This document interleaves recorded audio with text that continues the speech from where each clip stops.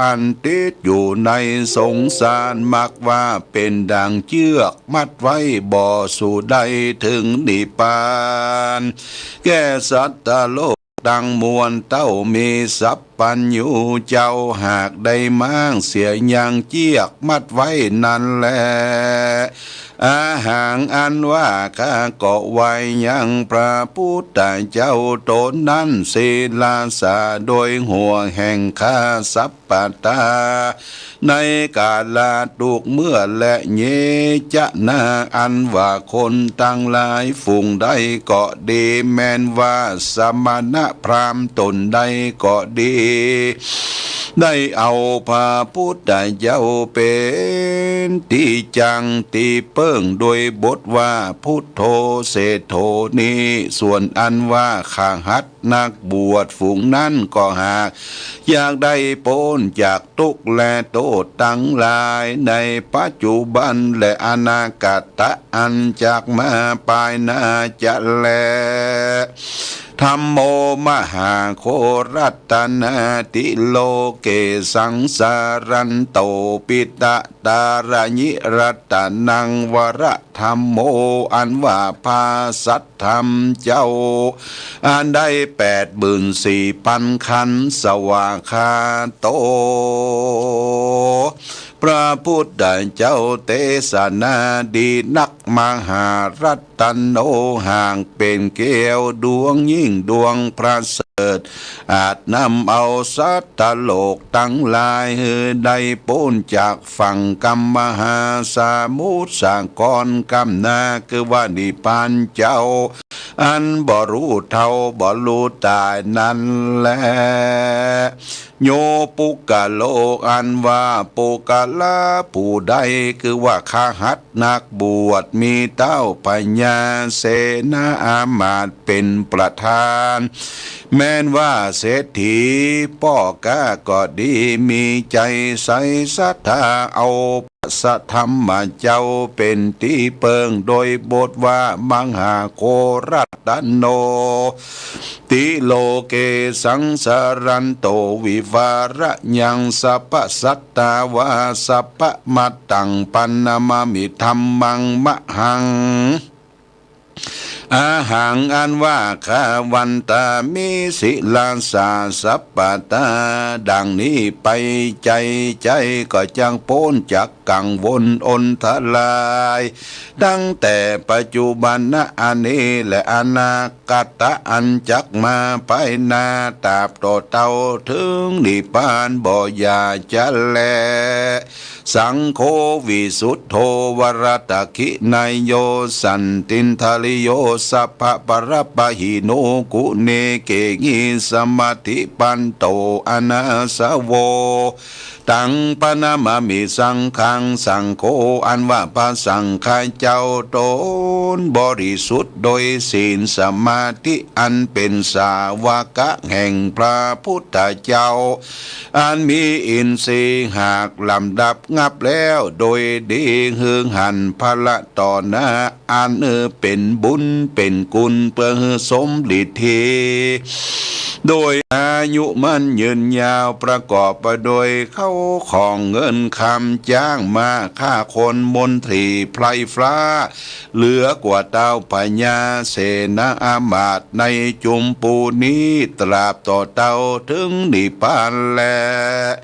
อาหารอันว่าคานามามิก็ไว้สั่งคังยังพระสังฆเจ้าเป็นที่เปิงหาสงสัยบทใดศิลาสาโดยหัวแห่งคาโยจะพุทธันจะธรรมัญจะสังขันจะสรนังคาโตอาหังอันว่าข้าก็ถือเอายังพระพุทธเจ้าพระสัทธรรมเจ้าพระสังฆเจ้าเป็นที่เปิงแก่ข้าติลัตนังยังเกี้ยวตั้ง3ฝูงนี้จุงผู้ข้าทั้งหลาย ป้อยโปนจากทุกข์และภัยยางกังวลอนทลายต่างๆเตอส่วนทุกข์ไร้เข็นใจตั้งมวลขอจุงอย่าได้มีแก่อุปาสิกะอุปาสิกาทั้งหลายตั้งแต่ปัจจุบันณภวาชาติอันนี้ตราบต่อเตารอดเนลปานเดชเตอีตังโลกังอันว่าโลกอันนี้มุจิตสามิจุงปล่อยโปนยังสปาทุกทั้งมวลแห่งข้าแดดเตอะพลังไปนาแต่นั้นจงโปนจากกรรมเวนด้วยดีจงมีญาติกาวงศาอันมากนักจุงประกอบไปโดยมิตรสหายเย้าเลือนอันกว้างขวางประกอบไปโดยเข้าของเงินคำมากนักเตอตัสมาเหตุดังอันอหังอันว่าคาวันตามีก็ไว้ยังพระพุทธเจ้าพระธรรมเจ้าพระสังฆเจ้าทั้งหลายในกาลาตุกเมื่อและญาถาอันนละมีสันใดอหังอันว่าข้าก็เขาเอายังกุลแห่งพระพุทธเจ้าพระธรรมเจ้าพระสังฆเจ้าทั้งหลายเป็นตีจังตีเปิงแต่ภวจาตอันนี้ตราบต่อเตารอดมหาเน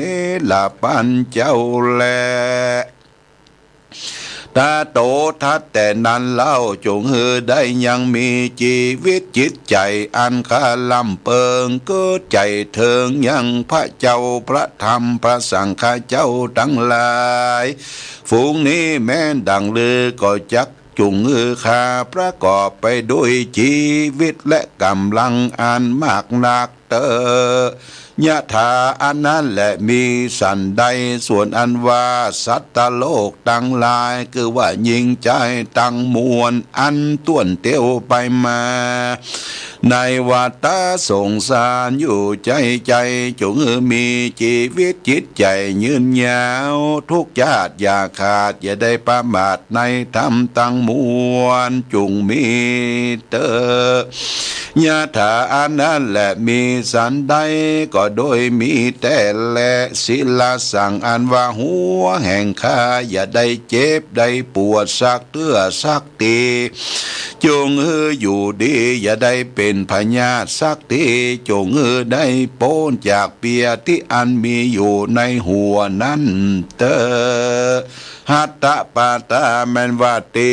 และมือก็จงตั้งอยู่ด้วยความอย่าได้มี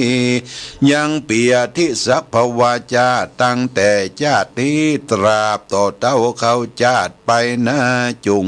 ตัดสรู้ยังธรรม84,000ปันทะธรรมขันธ์อันพระพุทธเจ้าหากเทศนามานั่นแลเยนะราอันว่าคนตั้งหลายฝูงได้ฟังธรรมคำสอนแห่งปฐทากัตตะอันชื่อว่าโลกบุตรดวงยิ่งดวงประเสริฐนี้ก็หากจักสมฤทธิโดยเข้าของเงินคำแก้วแหวนแสนสิ่งจ้างมาฆ่าคนอันมากนักจะแลเตจะนาอันว่าคนตั้งหลายฝูงนั้นก็จักประกอบไปโดยอริยธนะตั้ง7ประการคือว่าสัทธาทานังศีลทานังหิริทานังโอตปะทานังสุตทานัง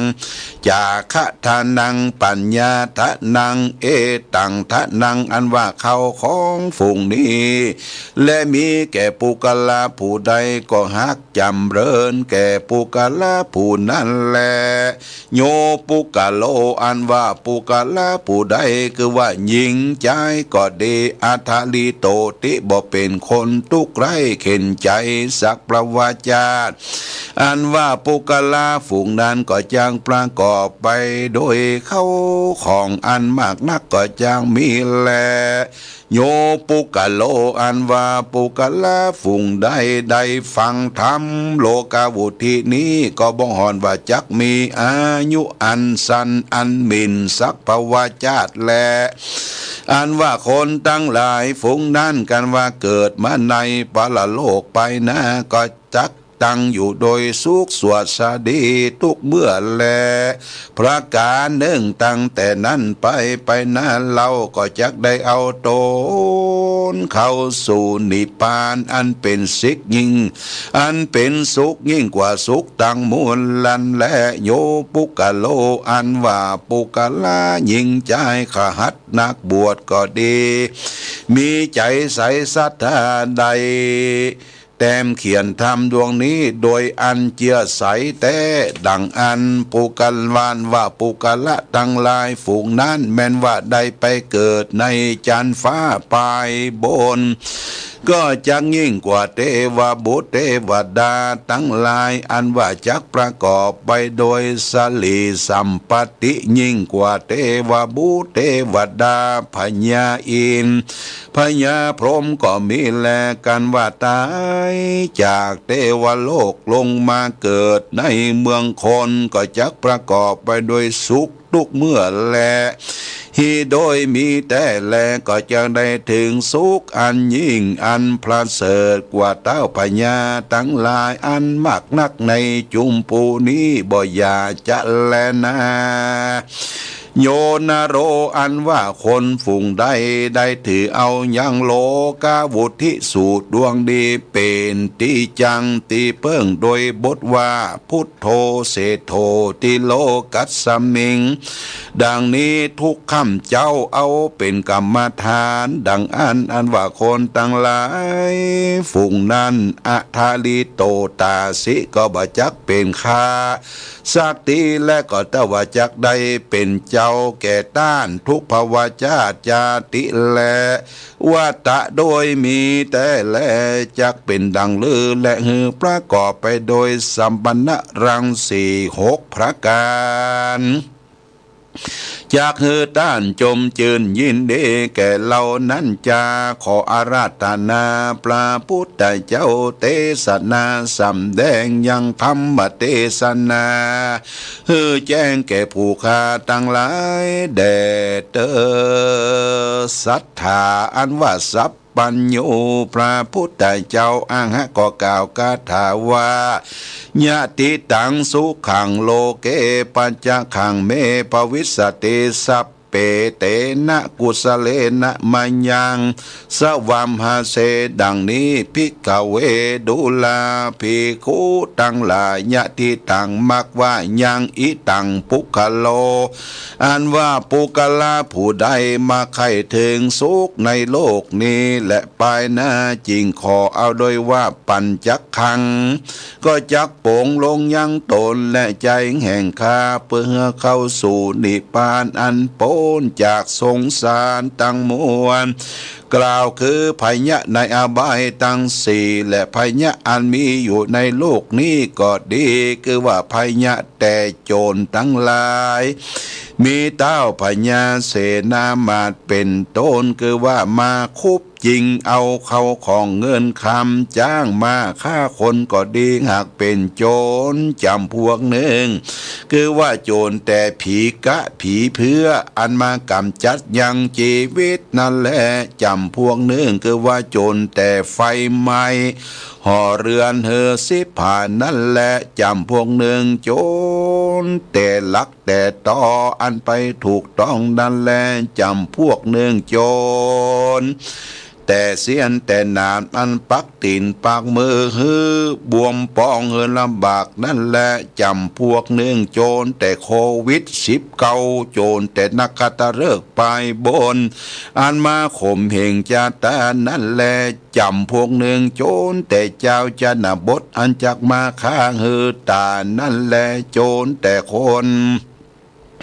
อันมากะทำบ่ใจกรรมทำกรรมสอนพระพุทธเจ้ามาว่ากะทำกองอันพิษมาสอนฮือตกอวิจีนรกนั่นแลจำพวกหนึ่งโจรอันบ่ใจปุริสะผู้ดีผู้งามมักนักมักว่าอวดอ้างย่อตนว่ารู้ลวกนั่นแหละที่แต่หากบรรลุสั่งสักอันเป็นอย่างอัญญทิฏฐิตั้งนายนั่นและบ่เท่าแต่นั่นสิ่งเดียว เกิดว่าโจรแต่จางมาลายงัวควายลายหมูหมาเป็ดไก่ลายก็ดีโจรงูจักเข็บแมงป่องต่อแต่นตั้งลายตั้งหากเป็นโจรเสียงแลปุกะโลอ่านว่าปุกะลาผู้ได้มาใครเป็นยาพ้นจากโจรตั้งลายฝูงกล่าวมาเนื้อได้จำเลิ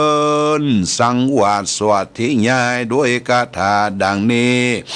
สัตตรัตนาสัมปันโนสมิทธามานะเตจะนะดังนี้ไปใ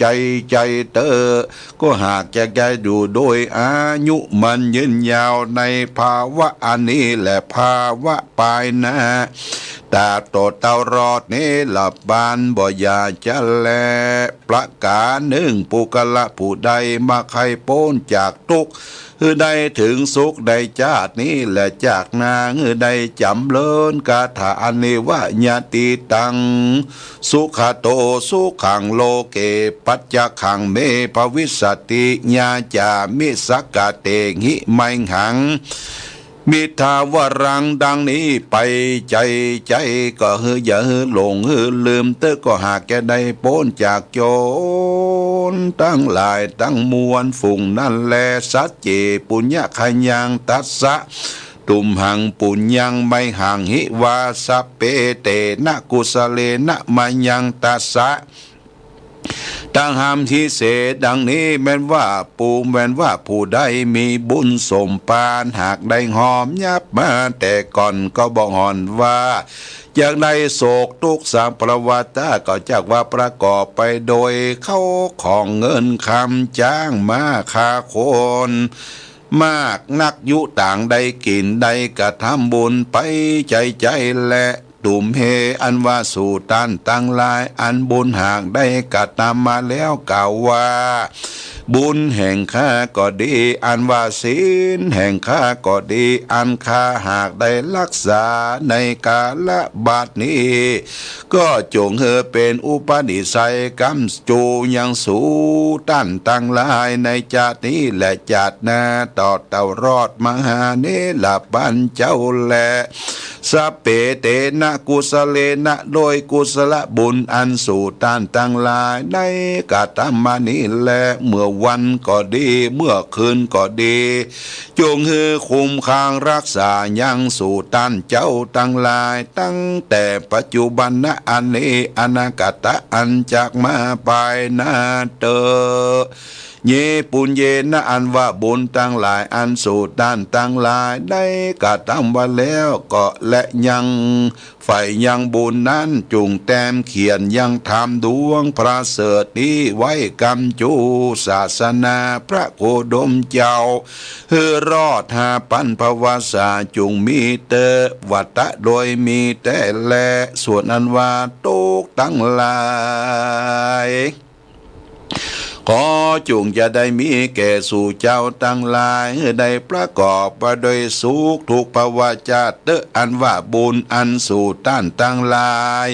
ได้กระทำมาเป็นที่เปิ้งโดยอันเอาแก้วตั้งสามเป็นที่จังที่เปิ้งสิ่งเดียวจึงสู่ต้านตั้งหลายได้ถึงสุขตาบต่อเต้ารอดที่ปานเจ้า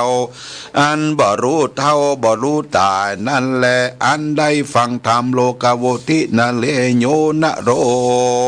อันว่าคนผู้ใดได้ฮือตานอันมากก็จักฮือด้วยดีอันนักเทวดาทั้งหลายหากกะตามสักการะปูจาทุกเมื่อก็เพื่อให้ได้ฟังธรรมดวงนี้ได้สังวาสสวัสดิญาด้วยคาถาอันกล่าวมาแล้วแต่หุ่นหลังนั่นแหละกะต่างหากได้กะทำบุญแต่กะละอันได้แม้นว่าได้กะทำไว้ตีใดตีหนึ่งก็ดีเมื่อไปลูนก็หากจากโวทีจำเลินยืนยาวได้120 ขวบเขาบ่ยินอิดยินหอสักเตื้อก็มีเสียงกลมเป็นเสียงดังนกกาละเวก ก็ยังประกอบไปโดยกำลังเป็นดังเมื่อมีอายุใด20 ปีด้วยเตจะบุญอันใดสร้างและได้ฟังธรรมโลกาวุธินี้กันว่าได้เป็นเต้าพญาเสวยลาจะสัมปติก็มาก็หากยิ่งกว่าเต้าพญา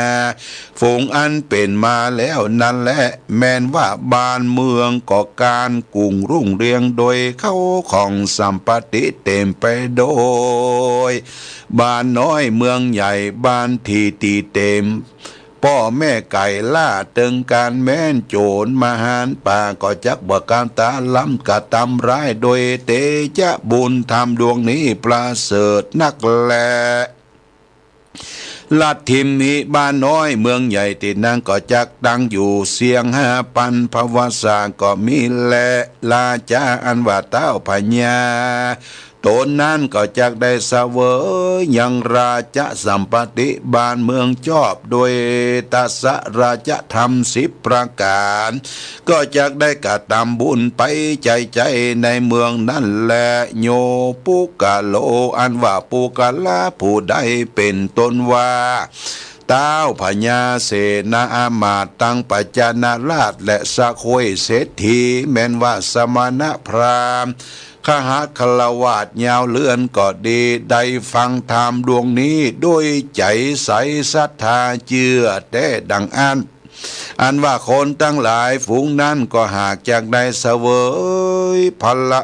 ผลอันกว้างขวางมักนางเทวดาอันว่าเทวดาอินพรหมตั้งหลายจุงรักษายังบ้านเมืองหอเรือนแห่งเราและท่านตั้งหลายในกาลทุกเมื่อและยะตาในกาละเมื่อใดส่วนอันว่าพระอริยเมตไตรเจ้าจักลงมาเกิดในโลกนี้ตุมเหอันว่าท่านทั้งหลายได้ฟังธรรมดวงนี้จงได้ดับเสียอย่างทุกทั้งมวลโรคภัยไข้เจ็บโรคโควิด19ก็โดยลับลายหายไปโดยบุญอันใดฟังและได้สร้างยังโลกาโวทินี้โยนะโรอันว่าคนฝูงใดมักได้เป็นอุบาทกังวลอนตรายมักเป็นเคราะห์เป็นน้ำก็ดีจงจวนกันสร้างธรรมดวงนี้แล้วตั้งใจฟังโดยครบยามแต่ก็จะได้ฟังเอาทุกตัวอักขระพยัญชนะอย่าหลงลืมก็หากจักประกอบไปโดยเข้าของเงินคำจ้างมาค่าคนและมิตรสหายมักนักเสมอดังนายอนันทะเป็นดิกะเศรษฐีและโยติกะเศรษฐีอันมีปราสาทอันแล้วโดยแก้ว7 ประการแวดล้อมยังปราสาทรอดทุกกรรมทุกไปก็บ่อาจจะกระทำร้ายนั้นและประการหนึ่งแม้ว่าปืนภาษาก็หากเกี่ยไปด้วยเกลียวผริกตั้งมวลทุกกรรมทุกปาย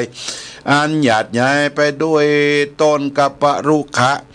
ก็มีเครื่องสัพพนานาอันหอยย้อยแขวนอยู่จุตนมีลำคำ4 ต้นหักตั้งอยู่แจงปราสาทหาปุกลาจากมาเปรียบเทียมบ่ใดจะแลตุมเหสู่ตันตั้งหลายจงตักตั้งใจฟังโลกาโวทิจุเดือนปีเตธรรมโมอันว่าธรรมโลกาโวทิดวงนี้อันพระพุทธเจ้าปฏิติตาหากตั้งไว้เป็นตีจังตีเพิ่งแก่ปณสัตว์ตั้งหลายเพื่อเขาได้พ้นจากทุกข์ได้เสวยสุขอันว่าหับตามเสียยังภัยยะกังวลอนตรายตั้งมวลบ่เต้าแต่นั้นคือว่าหับตามเสียยังโจร5 ประการ10 ประการตั้งแต่ลาจะโตเป็นเก้าตราบต่อเต้าถึงนานาอุปัตวะโตนั่นแหละจุงปากันสังวาสวัสดิญาเมตตาภาวนายังโลกาโวทิดวงประเสริฐด้วยบทว่าพุทธ โธเสโธติโลกัสสมิงสัพพสัตตาหิตังกโรสังสารปันตนังสิโนอาหังวันตามิสัพพตาดังนี้ไปใจอย่าขาดอย่าลงอย่าได้ประมาทลงลืมเตะก็หากจะเป็นคาถาหับตับเสียยังอบายตั้งสี่หับตับเสียยัง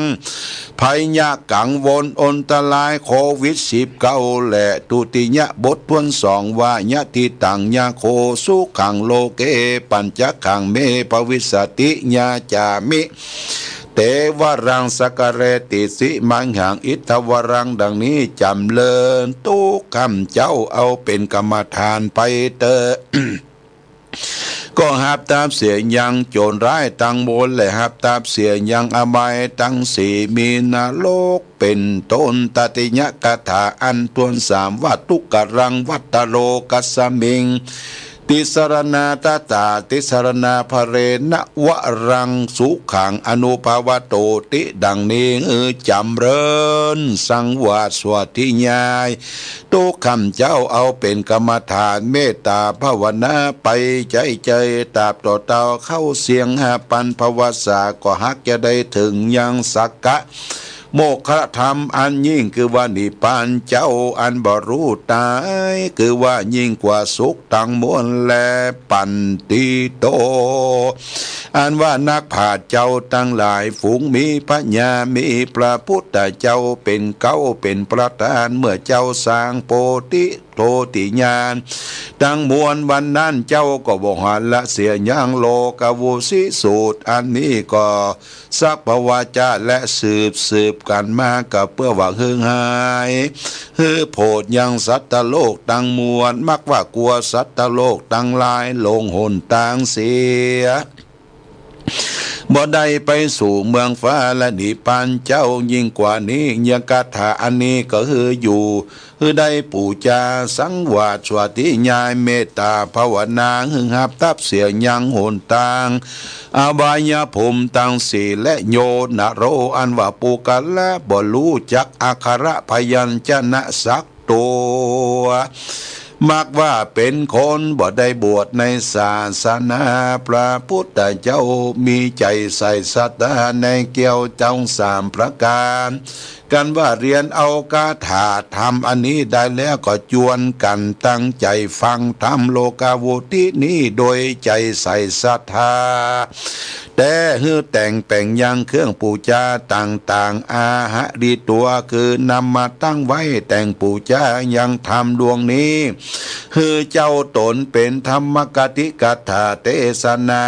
ได้ต้องอักขระพยัญชนะแต่เตอแม้นว่าตาญากะฝูงนั่นก็ดีใดตั้งใจฟังแต่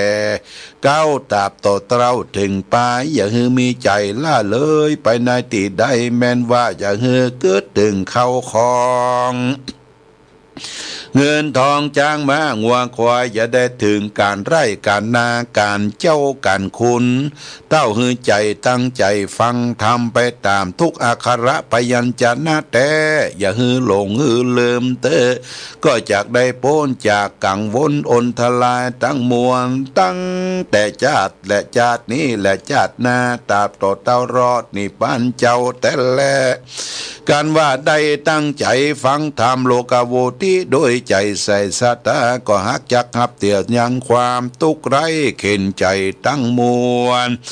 และหับตามเสียยังอบายภูมิตั้งสี่มีนรกเป็นต้นเต้าขึ้นเมียสู่สวรรค์จันทร์ฟ้าเสวยสัมปติสุขตราบต่อเต้า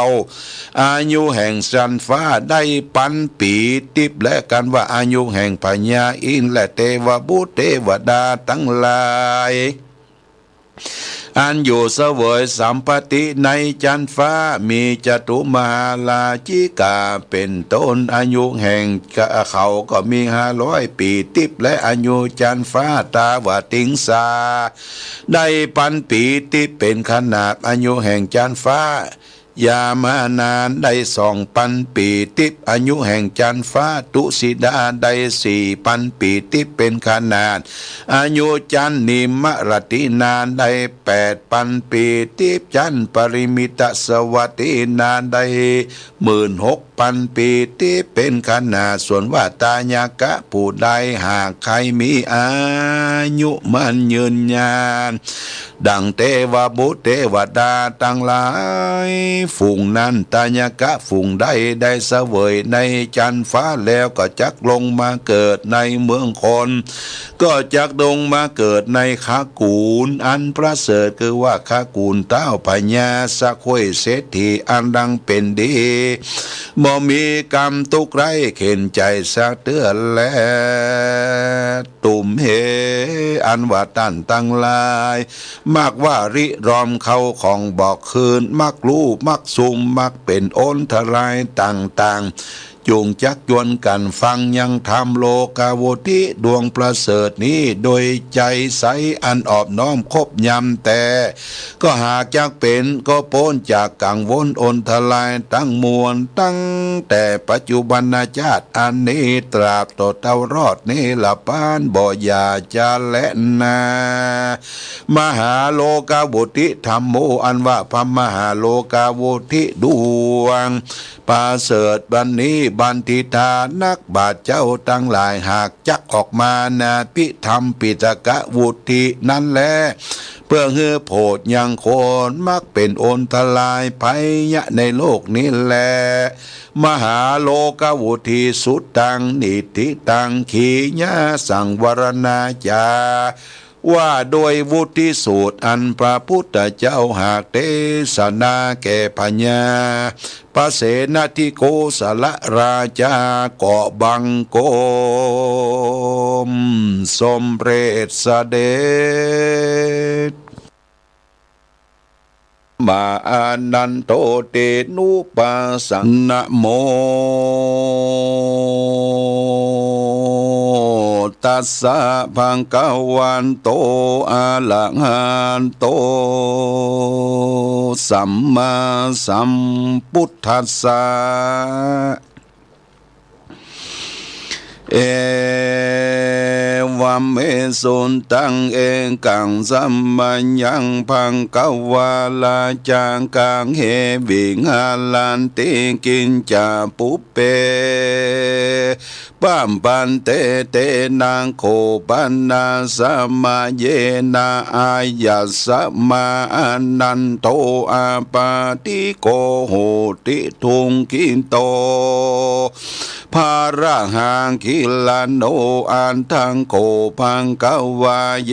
ยัสสัมมาอานันโตเตนุปัสสังกามิอุปัสสังกามิตัวปัญญาตะเรอันสะเนนิสิตินิสัจฉโกพังกวาอายัสสัมมันตังเอตามะโวจะกันจิอานันทังขมนิยังขัดชิปาปนิยังขันจิตุกเวทนาปฏิกรรมันติโนอาภิกรรมันติโนอาภิกันติอาภิกะโมสานังปัญญาติโนอาภิกะโมตินาเมพันเตขมนิยังยะนานายาปนิยังภาระหาเนตุกเวตนาอาภิกรรมันติอาภิกะโมสานังปัญญายาติโนปฏิกะโมติอนันทะอิมังสารกาลิวิจานาสุดดังอุกันหันตาสาหิเตอานันตาอิมังสารากาลิวิจานาสุดทังวาเจตกังวาเปสะหิเตอนันตาสารกาลิวิจานาสุดตังภวิสติสัมพัญญังวาโลมหังโสปาญินิสันติจัตุปรินสานังภิกขุนีนังภิกขุนีนังอุปาสกะอุปาสิกานันจะมหิเต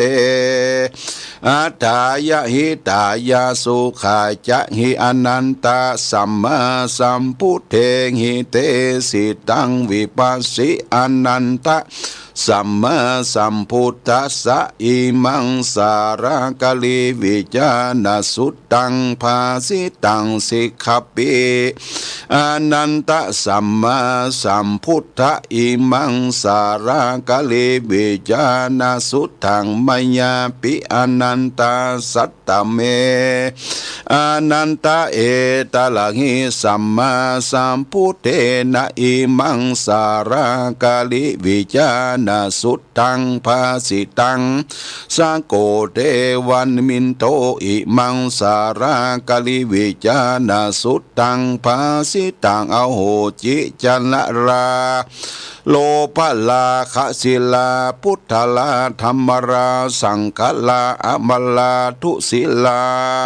อุทุลาทุทุราทุทุลาตันทุลามาทุลาปันทุลาบุพรา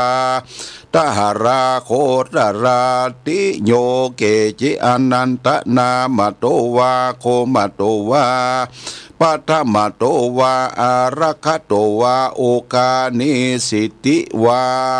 ทาริสติวาวจิสตินาโจเรนะโส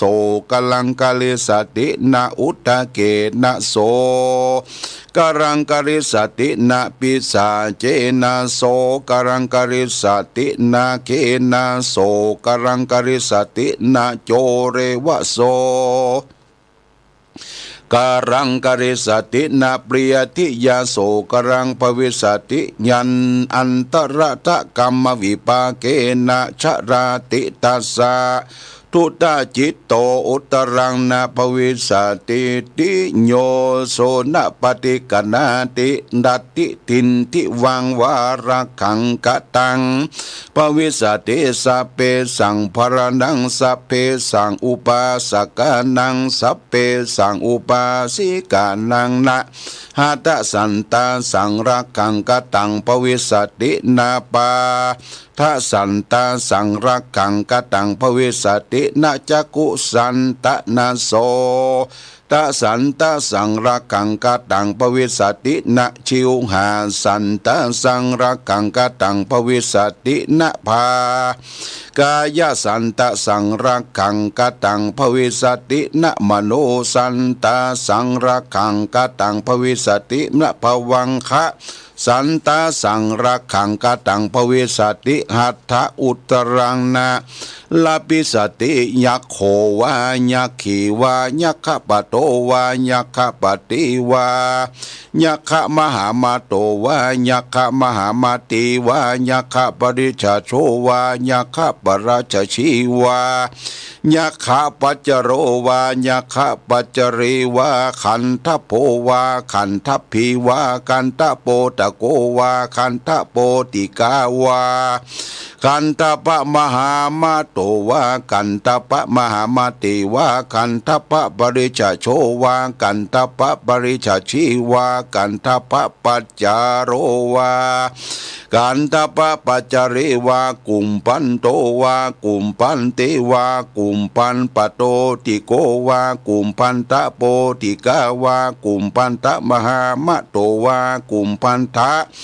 มหามาติวากุมปันตะปริชาโชวากุมปันตะปราชชีวากุมปันตะปัจจโรวากุมปันตะปัจจาริวานาโควานาคิวานาคะโปตะโกวานาคะโปติกาวานาคะมหามาโตวานาคะมหามาติวา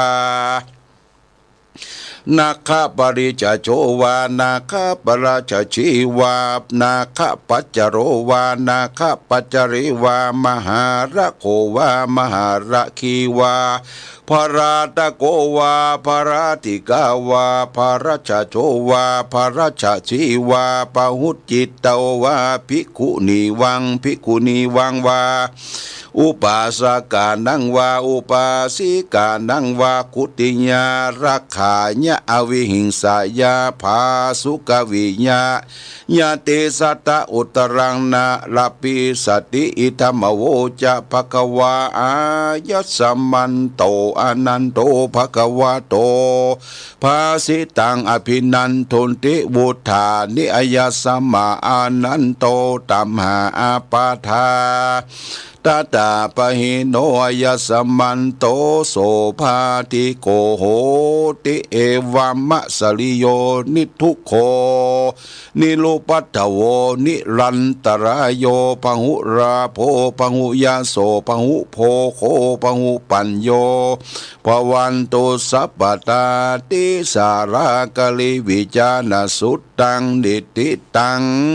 อานันทะดูกะละอานันส่วนอันว่าสาลากลิวิจานาสูตรอันนี้พระพุทธเจ้าทั้งหลายหากเทศนามาจุตนจุพระองค์เป็นกับด้วยปัญโยญาณอันประเสริฐล้ำเลิศเปิงเป็นสุขแก่บริษัททั้งหลายสี่จำพวกในภาวะสันนิและภาวะอันนาตาต่อเต้าเข้าสินิพพานเจ้าอันบรูเท่าบรูตายสุขเกษมหาสังจักมาเปรียบเทียมบ่ได้แต่และอานันตะดูลาอาโนนอันว่าปูกะละผู้ใดใดจำเริญธรรม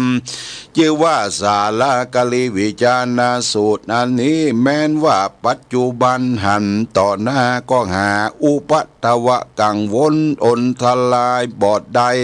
โป้นจากภัยศัตรูทั้งมวลมีวิสารตะอันองค์อาจฉลาดดูในตำกลางบริษัททั้งหลาย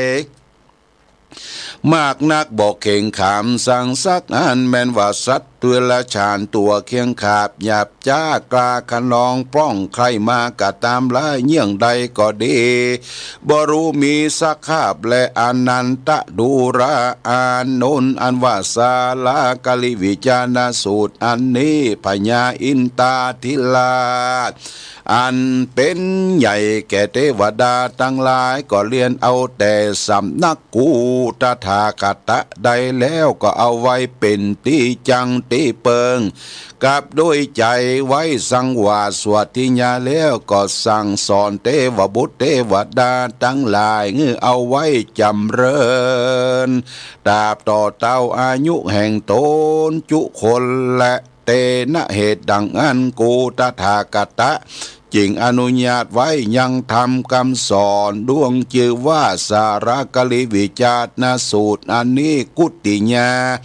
เพื่อฮือคุมค้างรักษาอวิหิงสาญะเพื่อบ่ฮือเบียดเบียนภาสุกวิหาราญะเพื่อฮืออยู่สุขสำราญใจหาอนตรายแก่สัตว์ทั้งหลายบ่ได้ในกาลตุเมื่อแลอิธามโวจะภควาอายสมันตานันโตภควาโตปาสิตังอภินันตุนติภควาอันว่าพระพุทธเจ้าตนประกอบไปด้วยมหากรุณาเจ้าก็กล่าวธรรมเทศนาดวงชื่อว่าสาลากลิวิจานาสูตรอันนี้แล้วส่วนนั้นว่ามหาอนันตะตนมีอายุก็ได้พ้นจากเปียติตังมวลก็มีและเอวังกาญะสลิโลนิทุกโขนิลุปัตถโวนิพโยนิโลโคนิลันตรายโยปหุปโสปหุยาโสปหุปัญโยภวันโตสัพพตาติอันว่าเนื้อตนทั้งมวลแห่งมหาเถรเจ้าตนมีอายุกันว่าโป้นจากเปียติตังมวลแล้วก็มีใจจมชื่นยินดีในธรรมเทศนาแห่งพระพุทธเจ้าอันมากนักก็มีและพระกาหนึ่งมหาอนันตเถระเจ้าตนมีอายุก็หาทุกขาโลกาบ่ได้หาอุปัตวาโตดเปียที่กังวลอนทลายอันหนึ่งอันใดบ่ได้มีลาภสการก็มากนักมียศพญาก็มากนัก พระพุทธเจ้ากล่าวเชิงมหาอนันตวาส่วนว่าปุกละยิงใจฝูงใดได้จำเดินขึ้นใจทะลงจำไว้ในใจมันแต่ดังอันก็ดีแม้นได้ฟังด้วยสัจจะคารวะครบยำแต่ดังอันก็ดีเตจะนาอันว่าคนตั้งหลายฝูงนั้นก็บ่หอนได้โตมานัดกัดใจสักเตือก็เต้าอยู่ดีมีสุขได้โจกได้ลาผ่าแพ้คาศึกศัตรูและอุปัตวะกังวลอนทลายภัยทั้งมวลและตวจักประกอบไปโดยกายะสุขเจตทิตตุกในจัตุอิริยาบถดังสี่ประการคือว่านั่งนอนยืนเตียวเมื่อลับเมื่อตื่นก็หาสุขหาทุกข์บ่ได้ก็โดยนิสันตะพละอานิสงส์อันได้ฟังและปูจายังธรรมเทศนาแห่งพระธากตะอันชื่อว่าสารกลิวิจารสูตรหากรักษาปุกละผู้นั้นถูกเมื่อกันว่าจุติตายจากเมืองคนก็จักเอาตนเมื่อเกิดในจานฟ้าอันประเสริฐเสวยเสวยสัมปติทิพย์อันมากนักแลกันว่าจุติจากเมืองฟ้าก็จะเกิดในขกูลอันประเสริฐคือว่าคัตถิยะขกูลพรามณสโกยเศรษฐีรังมีเป็นดีโดยเข้าของสัมปติสุขทุกเมื่อทุกภวาจาตอันเกิดมานั้นยุต่างใดก็ตามตานะศีละเมตตาภาวนาไปใจเพื่อเป็นปัจจัยแก่อรหันตามัคคะพระนิพพานแก่ปุกราผู้นั้นจุผู้จุคนบ่อยาจะแดนนาเตสนาปริโยสาเนสาติกาปธรรมเตสนาอันนี้เป็นกับโดยประโยชนะอันมากนักก็มีแลปนาสัตทั้งหลายอันมากมีภิกขุณีอุปาสกะอุปาสิกาทั้งหลาย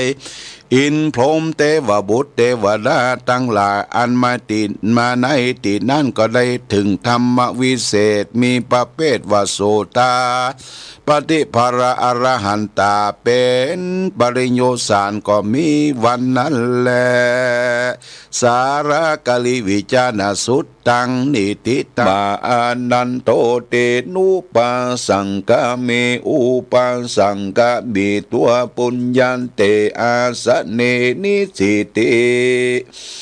นิสัจจะโคพังกาวาเอยัสสะยัสสะมันตังเอตะภาโวจากัจจิงอนันตังคามดิยังขัดจิญาปนิยังขัดจิทุกขเวทนาปฏิกามันติโนอาปิกามันติโนอาปิกันติอาปิกาโมสนังปัญญาติโนอาปิกาโมตินะเมพันเตกามนิยังนะนาปะนิยังอานาระคณาตุกขเวทนาอาปิกะมันติอาปิกะโมสนังปัญญาญาติโนอาติอาปิกะโมติอานันตะอิมังสาลังกาลิวิจานาสุตตังอุนหันตะสะหิเต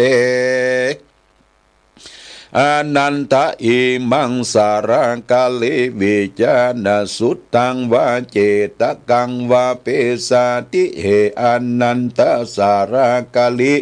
วิจานาสุตตังภเวสติภาคยังโวโรมหังโสปญิยิสติจตุปริสานังภิกขุนังภิกขุนีวัง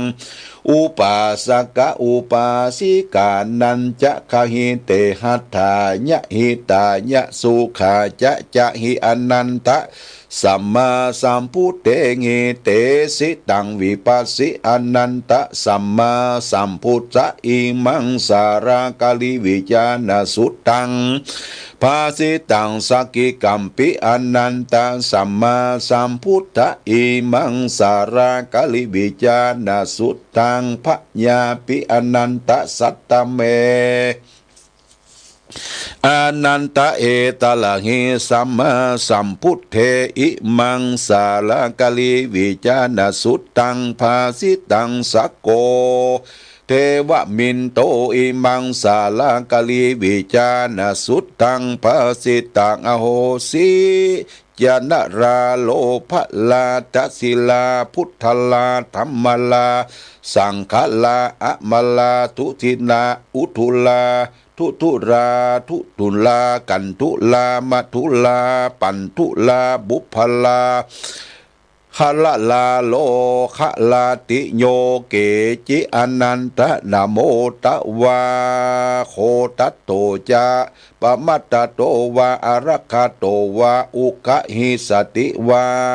ทาริสติวาจติวสตินะโรเจลาโสกลิงกลิสตินะอุเพนะโสกลังกลิสตินะปิสาเจ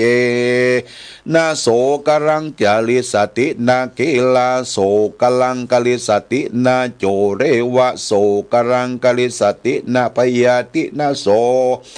กลังภวิสติพัญญตรากรรมวิปาเกนะราติตาสะกุตจิตเตกุตรังนะ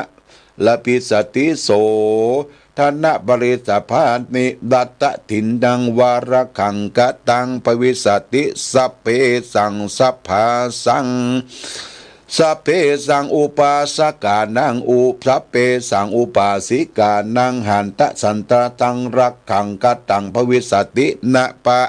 เสนตาสังรักขังกตังภวิสติวะจักกุสันตสโสตสันลักขังกตังภวิสตินะชิวหาสันตาสังรักขังกตังภวิสตินะภวะสันตตังรักขังภวิสตินะนะโมสันตาสังรักขังกตังภวิสตินะภวังคะสันตสังรักขังกตังภวิสติหันตตุรังนะรพิลิพิสติอัทโขวายักขีวายักขะปะโตวายักขะปติวายักขะมหามาโตวายักขะมหามาติวายักขะปริชะโชวายักขะปราชชีวายักขะปัจจาโรวายักขะปัจจาริวาขันธโภวาขันธพิวาขันธปโตวาขันธปติวาขันธมหามาโตวาขันธมหามาติวาขันธปริชโชวากันธปริปชีวากันธปรัจโตวากันธปัจจาริวากุมปันโตวากุมปันติวากุมปันตะปฏิโกวากุมปันตะโปติกาวากุมปันตะมหามาโตวากุมปันตะมหามาติวากุมพันตะปริชโชวากุมพันตะปริชโชวากุมพันตะปัจจาโรวากุมพันตะปัจจาริวานาโควานาคีวานาคปะโตวานาคปฏิวานาคมโหวาโตวานาคมหามาติวานาคปริชโชวานาคปราชชีวานาคปัจจโรวานาคปัจจาริวานาคระโกวานาคมหารติวานาพระราตโตวาพระติวาพระราชโชวาพระราชวาชีวาปทุตตจิตโตภิกขุนิงวาภิกขุนังวาภิกขุนีวังอุปาสกานังอุปาสิกานังวาคุติญาราขายะอวิงหิงสายะพสุวิหาดายติอัตตอุตรังนรปัสสติอิทัมโวจาภกวาอายสมันโตอานันโตภควโตภาสิตังอภินันทุนติวุฒาหิอายสมาอานันโทตัมหาอาปาทาตถาปหิโนยสมันโตโสอาภาติโกโหติเอวัมมะสลิโยนิทุกโขนิลุปัตถโวนิลันตรโยพหุราโภพหุยาโสพหุโพโคพหุปัญโยภวันตุสัพพตานิสาลากะลิวิจานสุตังนิติตังอานันตดุราอานนท์อันว่าสาลากาลิวิจานาสูตรอันนี้พระพุทธเจ้าทั้งหลายหากเทศนามาจุตนจุองค์จุพระองค์ เป็นประด้วยประโยชนะอันประเสริฐล้ำเลิศเพื่อเป็นสุขแก่ปริสัตว์ทั้งหลายสี่จำพวกในภาวะอันนี้และภาวะอันจักมาไปนาตราบต่อเต้าเข้าสู่นิพพานเจ้าอันบ่รู้เท่าบ่รู้ได้สุขเกษมหาสั่งจักมาเปรียบเตรียมบ่ได้จะแลอนันตดูราอานนท์อันว่าปุกละผู้ใดได้เจริญธรรมชื่อว่าสารกลิวิจารสูตรอันนี้แม้นว่าปัจจุบันหันต่อหน้าก็หาอุปัฏฐวากังวลอนทลายบอดได้โป้นจากภัยเนี่ยสัตตุทั้งมวลมีวิสาตระอันองค์อาจฉลาดรู้ในตำกลางปริสัตทั้งหลายมากนักบอกเข่งขามสั่งสักอันแลมันว่าสัตว์ดิลฉานตัวเคียงขาบหยาบจ้ากลางคันนองปล้องมากะทำร้ายเยี่ยงใดก็ดีบ่มีบ่สู้มีสักกาบจะแลอนันตดุลาอานนท์ส่วนว่าสาลากาลิวิจารสูตรอันนี้ปัญญาอินตาทิลาตนเป็นใหญ่แก่เทวดาทั้งหลายก็เรียนเอาแต่สำนักกูตถาคตได้แล้วก็เอาไปเป็นตีจังตีเปิ้งกับโดยใจได้สังวาสวัสดิญาแล้วก็สั่งสอนเทวบุตรเทวดาทั้งหลายเอาไว้จำเริญตราบต่อเตาอายุแห่งตนจุคนและเตนะเหตุดังอันกูตถาคตจริงอนุญาตยังทำคำสอนดวงอันชื่อว่าสาลากลิวิจารสูตรอันนี้กุติญาเพื่อคุ้มข้างรักษาอวิหิงสาญะเพื่อบ่ฮือเบียดเบียนภาสุกวิหารยะฮือจำเริญอยู่สุขสำราญบันใจหาอนตรายแก่สัตว์ทั้งหลายบอดใดในกาลตุเมื่อแลอิทะมะโวจะภะคะวาอายะสัมมาอานันโทภะคะวะโตภาสิตังอภินันตุนติภะคะวาอันว่าพระพุทธเจ้าตนประกอบไปโดยมหากรุณาก็กล่าวธรรมเทศนาดวงชื่อว่าสาลากลิวิจารสูตรอันนี้แล้วอันว่ามหาอนันตาตนมีอายุก็ได้พ้นจะเสียจากปียติกังวลก็มีแลเอวังกายะสลิโลนิลุโคนิทุโคนิลุปัทธโวนิพโยนิโลโกนิลันตรโยปะหุปะโสปะหุยาโสปะหุปัญโยภวันตุสัพพวาติอันว่าเนื้อโตนตั้งมวลแห่งมหาเต็นเจ้าโตนมีอายุก็พ้นจากเปียติตั้งมวลก็มีใจ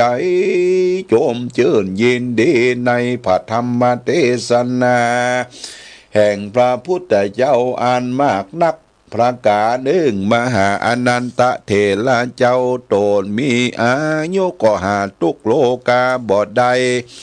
หาอุปัตวะโตดเปียที่กังวลอนทรายอันหนึ่งอันใดบทใดก็มีลาภสาการมากนักมียศมีพญามากนักพระพุทธเจ้ากล่าวเจิ้งอนันตว่าส่วนว่าปุกละหญิงใจฝุ่งใดก็ดีได้จำเริญขึ้นใจถ้าลงจำไว้ในใจได้มันได้ฟังมันกุ้งแท้ดังอ่านแม้ได้ฟังโดยสัจจะคารวะคบยำแท้ดังอันเตจนาอันว่าคนทั้งหลายฝูงนั้นก็บ่หอนได้โตมนัดกัดใจสักเตื้อก็เจ้าอยู่ดีมีสุขได้โจกได้ลาผ่าแพ้ข้าศึกศัตรูและอุปัฏฐวะกังวลอนทลายภัยตั้งมวลและก็เจ้าจักประกอบไปด้วยกายิกสุขเจจติกสุขในจตุอิริยาบถทั้งสี่ประการคือว่านั่งนอนยืนเตียวเมื่อรับเมื่อตื่นก็มีสุขหาทุกข์บ่ได้โดยนิสันตะพลานิสงส์อันได้ฟังและปูจาลายอันมาในตีนั้น ก็ได้ถึงธรรมวิเศษมีปาเปตวาโสตาปฏิประเมียละหันตาเป็นปริโยสารก็มีวันนั้นแหละสาลากลิวิจารณสุตตังนิธิตังขีญาอังเก่าสังวลนาแก้ไขยังสาเลือกลิวิจารณสูตรอันมาในติปะมนก็บังกมสมเร็จเสด็จ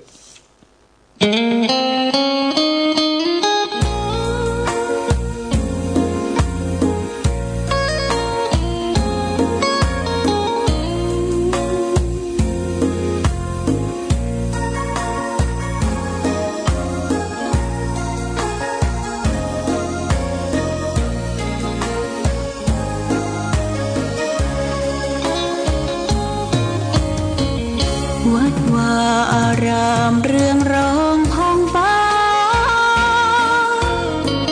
สืบสานนานมาล้านนาแดนไทยวัดพระบาทอุดมน้ำบ่อสาวาเล่าขานกันมานานไกลศาสนายิ่งใหญ่ของชนชาวไทยพระพุทธบาทจำลองของพระสัมมาองค์พระศาสดาพุทธบูชากราบไหว้องค์พระเจ้าฝางอุดมศิลป์ผู้สร้างสรรค์มานานไกลนามอุดมก้องไปสมในฉายาก่อนเป็นวัดร้างโบราณสืบสาน2524พระมหาราชครูเกษราปัญญาปรมาติกาจารย์จากวัดดับภัยเชียงใหม่สืบสานเวลาผ่าน131 ปีนานไกลวัดพระบาทอุดมรุ่งเรืองงามตาเจ้านายบุญธาวงศาข้าหลวงพวงเชียงใหม่ปกครองหัวเมืองฟ้าทุ่มเทแรงกายแรงใจทุกชาติพันธุ์รวมใจรักษามัคคี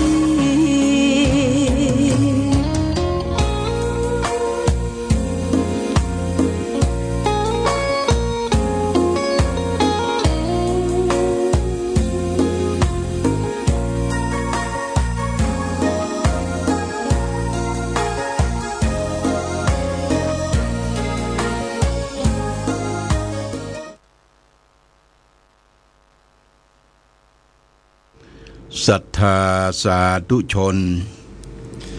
ญาติโยมท่านพุทธบริษัททั้งหลาย วันนี้รายการธรรมะประทีปส่องต่างภาคกลางคืน ก็ได้มาพบปะกับพ่อแม่พี่น้องศรัทธาสาธุชนญาติโยมแห่งครั้งหนึ่งวันนี้เป็นวันศุกร์ที่6เดือนมีนาคมพุทธศักราช 2569 ซึ่งตรงกับเดือน6ใต้เดือน6ใต้เดือน4ใต้เดือน6เหนือแรม3ค่ำวันนี้เป็นวันศุกร์ญาติโยมก่อนอื่นก็ต้องขออภัยที่มาล่ามาลูนเพราะมีกิจกรรมได้ไปแสดงธรรมนอกสถานที่เพิ่งเข้ามาในวัดและก็ทางคนคลุมเครื่องสมณเณรก็ได้เปิดธรรมะอันซึ่งเทศเป็นกำเมืองเรียกว่าโลกาวุธิ และติดตามโดยธรรมสารากลิญาติโยมท่านสาธุชนทั้งหลายได้รับทราบรับฟังธรรมทั้งสองผูกนั้นถือว่าเป็นธรรมสำคัญเป็นมงคลเป็นมังกละเทศเสียงธรรมไปสู่บ้านสู่จองพ่อแม่พี่น้องก็จะทำให้เกิดความสงบสุขวันใจ เหตุเพศภัยทั้งหลายทั้งปวงก็จะอันตรธานสิ้นไปหายไปเคาะนามต่ำใต้ทั้งหลายทั้งปวงนี่ก็ได้เอาเสียงธรรมเข้าไปสู่บ้านสู่จองของพ่อแม่พี่น้องเรียบร้อยแล้ววันนี้ตั้งแต่5 โมง5 โมงเกิงญาติโยมก็บ่ได้ออกรายการสดในตอนเจ้าได้เดินทางไปที่กสทชกสทชนี่เขต3เปิ้นก็ย่อมาจากคณะกรรมการกิจการกระจายเสียงกิจการโทรทัศน์กิจการโทรมนาคมแห่งชาติณที่เขต3จังหวัดเชียงใหม่ใกล้ๆกับสนามบินเขตต่างห่างดงต่างเชียงใหม่ห่างดงติดกับสนามบินญาติโยมได้ไปก็ได้ไปเจริญพุทธมนต์เปิดอาคารสถานที่ใหม่กสทชยิ่งใหญ่แล้วก็ได้สืบชะตาหลวงฉันเพลที่ห้านเรียบร้อยแล้วก็ได้เดินทางต่อไปที่สันกำแพงวัดร้องวัวแดงญาติโยมวัดร้องวัวแดงเมื่อกลางเดือนธันวานี้เปิ้นจัดปอยหลวงเปิ้นนิมนต์มาบ่ได้ไปติดธุระอันสำคัญก็บ่ได้ไปมาดูใบนิมนต์ก็แจ้งให้หลวงพ่อท่านพระครูวิมลธรรมนุยุตท่านหลวงพ่อบุญชูครูบาบุญชูว่าจะไปตามทีหลังหลวงพ่อว่ามาเตอะก็ได้ไปไปดูวัดร้องวัวแดงอำเภอสันกำแพงจังหวัดเชียงใหม่เป็นวัดที่พัฒนาดีเยี่ยมมากญาติโยมนะหลวงพ่อบุญชูท่านวิมลธรรมประยุทธ์ก็ได้พัฒนาต่างๆครบสิ้นสะอาดสะอ้านล่มรื่นและก็จัดเป็นกิจกรรมเป็นอย่างโต๊ะต้อนรับแขกโต๊ะต้อนห้องประชุมอย่างเป็นสิ่งที่สำคัญนะญาติโยมนะเหมือนกับวัดร่องวัวแดงนี่วัดไหนต่างๆก็บ่ให้เหมือนเพราะว่าเปิ้นอยู่ในถิ่นของความเจริญญาติโยมไปมาหาสู่ก็มีนักหลวงพ่อว่าที่จัดขึ้นมาได้เนี่ยเพราะว่าเป็นแรงกระตุ้นกตัญญูของหลวงพ่อพระครูธรรมโกศลองค์ก่อนหลวงพ่อเป็นบุพการีของท่านอาจารย์บุญชูว่าลูกจะเนี่ยอย่างทำอย่างให้มีความกตัญญูเน้อเพิ่นบอกว่าความกตัญญูต่อครูบาอาจารย์ต่อสถานที่เทพาอารักษ์ตลอดถึงผู้มีอุปการะคุณหลวงพ่อบุญชูก็ได้ปฏิบัติตามประพฤติปฏิบัติมาใช้เวลา10 กว่าปีญาติโยมนะ10 กว่าปีพัฒนาวัดทุกด้านทั้ง6 ด้านก็คือด้านสิ่งปลูกสร้างต่างๆที่เป็นทาวรวัตถุด้านเผยแผ่ด้านสาธารณูปการต่างๆนี่ครบถ้วนวัดไหนจะไปดูวัดร้องวัวแดงเป็นตัวอย่างนี่ก็เปิ้นว่านิมนต์จะมีวัดต่างๆมาดูกันเจือและสถานที่นั้นก็เป็นที่อบรมของข้าราชการส่วนท้องถิ่นเป็นปต.เป็นเทศบาลเปิ้นมาใจการบ่อยๆไปดูแล้วชื่นตาชื่นใจนะที่วัดร้องวัวแดงอำเภอสันกำแพงเชียงใหม่ร้องงัวแดงนั้นเปิ้นได้สร้างอนุสางัวแดงไว้แล้วก็งัวแดงนี่เปิ้นก็ถือว่าเป็นสัตว์ที่ฮือกุลมีบุญคุณแล้วก็ได้สร้างพระพุทธรูปหรือว่าพระพุทธรูปสมปรารถนาแต่เจ้าไปก็บ่ได้เอิ้นหาแม่สมพรแม่สมพรบ้านร้องวัวแดงบ่ได้เอิ้นหาก็มาเพราะรีบไปรีบมาในงานศพในวันนี้ มาถึงฟางก็ประมาณสัก5 โมงเย็น17 นาฬิกา5 โมงเย็นแล้วก็1 ทุ่มก็ออกจากวัดไปเทศในงานศพที่บ้านสันตุนดูบ้านสันตุนดูนางอ่อนศรีกันทวงศ์บ้านเดิมอยู่บ้านป่าแดดอำเภอพานเป็นภรรยาของนายเสถียรกีฬาแปลงซึ่งมีศักดิ์เป็นหลานหลวงพ่อก็ได้ไปเยี่ยมไปเยียนไปเทศมาเข้าวัดมาตะกี้ก็ได้พบกับพี่น้องบ้านป่าแดดอำเภอพานอำเภอพานเพิ่นก็ได้อนุโมทนาได้ยินเสียงหลวงพ่อทางวิทยุได้มาหาตัวจริงชื่นอกชื่นใจแล้วก็ได้ให้ได้หอมเป็นค่าไฟฟ้าตะกี้รับมานี่ก็เป็นของแม่น้อยพินโยใหญ่บ้านสันพักแคอำเภอพานพร้อมด้วยครอบครัวอำเภอพานจังหวัดเชียงใหม่เนี่ยได้ให้ได้หอมเป็นค่าไฟฟ้าสถานีมาตะกี้โมทนาสาธุ100 บาทโมทนานะญาติโยมท่านสาธุชนเอาละวันนี้ได้มาพบวันนี้วันศุกร์เนี่ยญาติโยมวันศุกร์วันพุธวันเสาร์เจิญญาติโยมผู้ปฏิบัติธรรมประจำวันเสาร์เนี่ยภายว่างก็ขึ้นมาเฮาบ่ได้ว่าจะบัดไหว้พระอย่างนะไหว้ทุกวันเสาร์นะไผมีธุระจะไปไหนก็บ่ว่ากันญาติโยมแต่ว่าพระสงฆ์องค์เนนเจ้าที่อยู่คนที่อยู่นี่ก็ไหว้พระสวดมนต์ประจำทุกวันเสาร์วันเสาร์พวกนี้ก็ขึ้นมาเด้อขึ้นมาไหว้พระนางสำนักปฏิบัติธรรมประจำวันเสาร์ของวัดพระพุทธบาทอุดมแหล่งที่21ของจังหวัดเชียงใหม่หลังจากที่ได้พบแล้วก็จะไปร่วมทำบุญส่งน้ำพระธาตุวัดคลองศิลาสันทรายของน้อยเมื่อเจริญพุทธมนต์บ่ได้ไปฉันเพลที่หันจะไปฉันเพลปุ้นวัดสันต้นเปาวัดท่านพระครูศรีกิติยาธินันท์เปิ้นจะทำบุญอายุครบรอบ44 ปีท่านเจ้าอาวาสอันนี้ก็แจ้งให้ญาติโยมท่านสาธุชนทั้งหลายรับทราบว่าวันพรุ่งนี้แล้วก็จะมีพี่น้องปุ้นเนอร์ป่าซางน้ำดิบจะมาแอวหาหลวงพ่อ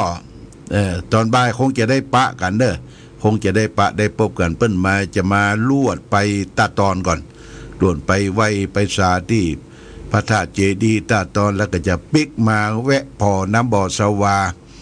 แล้วก็จะมาเยี่ยมเยียนหลวงพ่อวันพรุ่งนี้ก็ตอนบ่ายคงจะได้ปะได้พบกันพี่น้องศรัทธาบ้านป่าซางน้ำดิบจังหวัดละปูนจะมาเยี่ยมวันพรุ่งนี้มุทนาสาธุมาณโอกาสนี้วันนี้ได้มาพบญาติโยมท่านสาธุชนก็จะ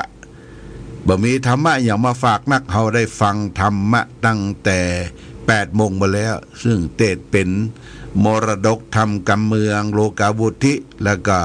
สารากลิไปเรียบร้อยก็จะแปลงน้ำมนต์เนื้อญาติโยมจะแปลงน้ำมนต์ฝากคือแก่ญาติโยมท่านสาธุชนทั้งหลายน้ำมนต์นี้ก็เป็นน้ำมนต์ออนไลน์ซึ่งได้ออกทุกวันเสาร์เพื่อให้ญาติโยมได้รับน้ำมนต์เอาได้เอาไปเคลียนที่ฐานพระพุทธรูปแล้วก็โยงมาที่วิทยุ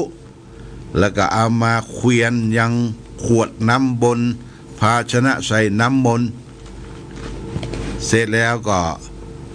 รับน้ำมนต์ออนไลน์ญาติโยมเกียงไว้นักเอาไว้แจ่ตู้เย็นแต่ยังไว้กินจิตไว้ใจสั่งบ่ม่วนหูบ่ม่วนตาหน้ามืดตามัวก็เอาประพรมนะญาติโยมนะประพรมน้ำเป็นน้ำพระพุทธมนต์ขององค์สมเด็จพระสัมมาสัมพุทธเจ้าหลวงพ่อเป็นตัวกลางบ่ได้ตัวกลางนำพุทธมนต์เหล่านั้นมาเผยแผ่ให้แก่ศรัทธาญาติโยมโอกาสนี้ก็จะเจิญเทวบุตรเทวดา เข้าบ้านเข้าจองคุ้มครั่งรักษาสถานที่อยู่ที่อาศัยของท่านทั้งหลายเป็นลำดับต่อไปปริตู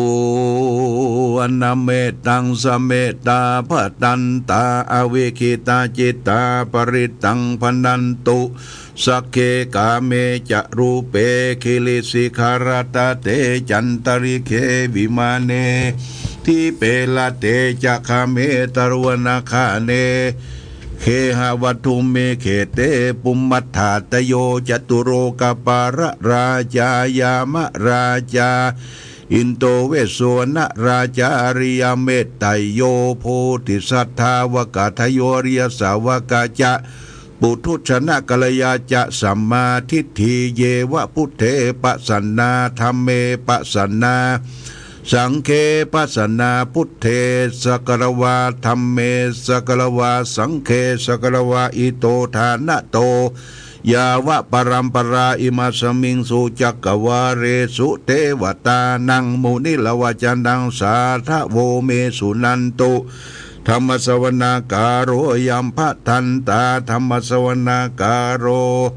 อายัมภทันตาธรรมสวนาการโรอายัมภทันตานะโมตัสสะภะคะวะโตอะระหะโตสัมมาสัมพุทธัสสะนะโมตัสสะ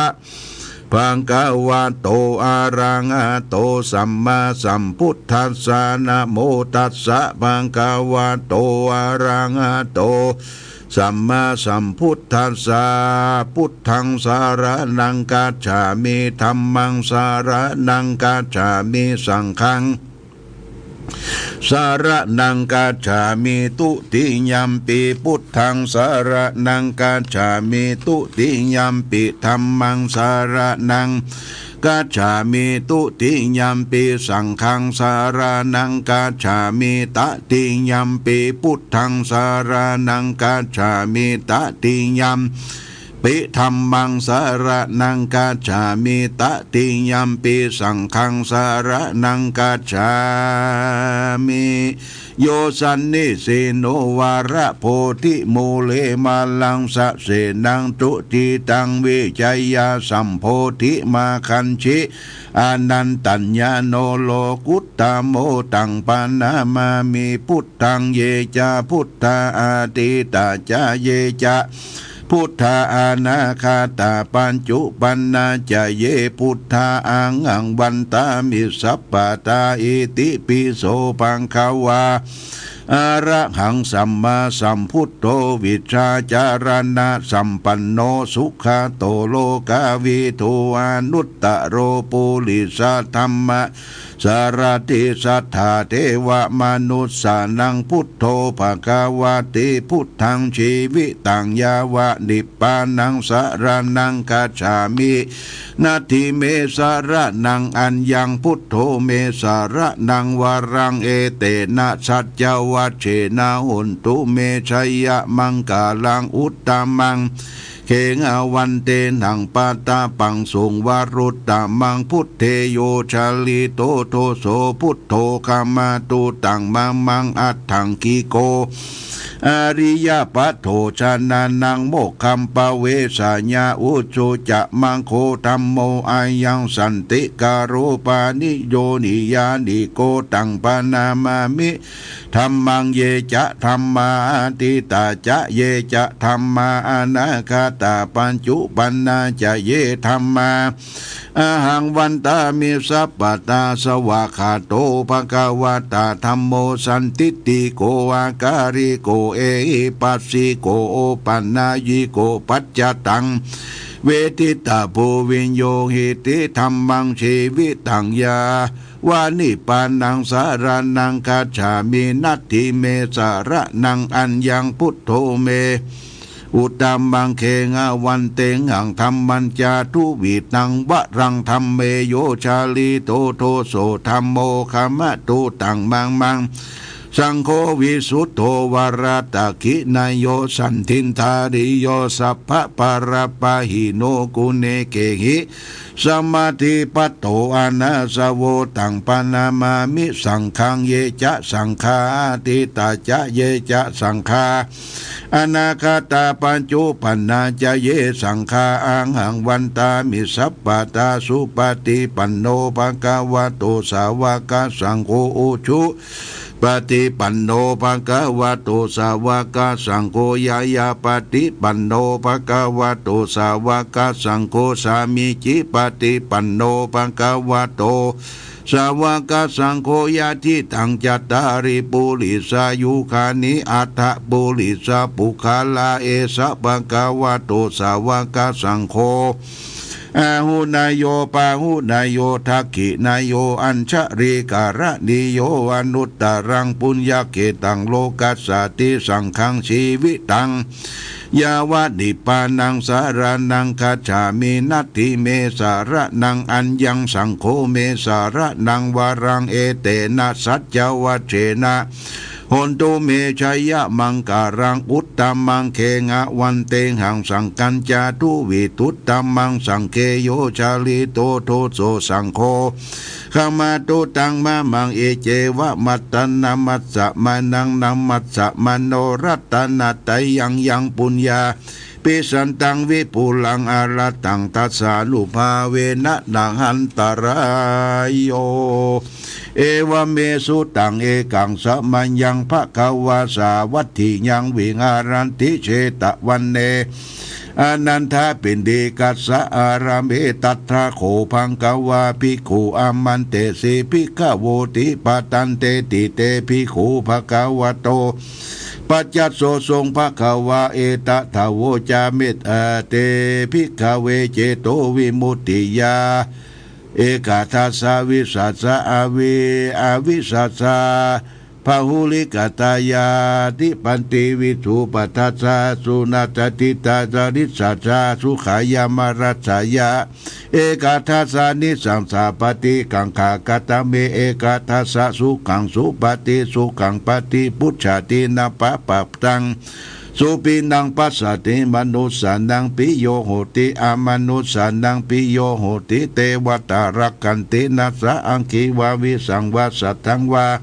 ขมาติตุวตังจิตตังสมาธิยติบุควันโนวิปัสสิสติอาสัมมูลังโอกัลังกะโลติอุตตะริงอปฏิวิสันโตพระมะโรกุปังโหติเมตตายาภิกขเวเจโตวิมุตติยาสิวิตายาภวิตายาภหุลี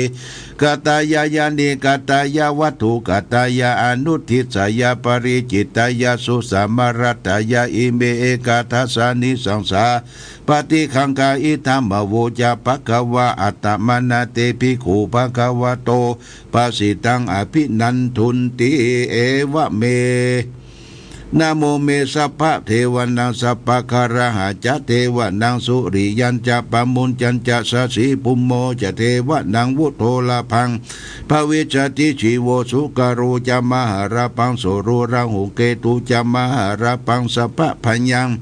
วินาสันติสัพพะทุกขังวินาสันติสัพพะโรกังวินาสันติลักขณาอาหังวันตามิสัพพะตาสพเพเทวามังปรยันตุสัพพตาเอเตนะมังการะเตเสนาสัพพะโสติภวันตุเม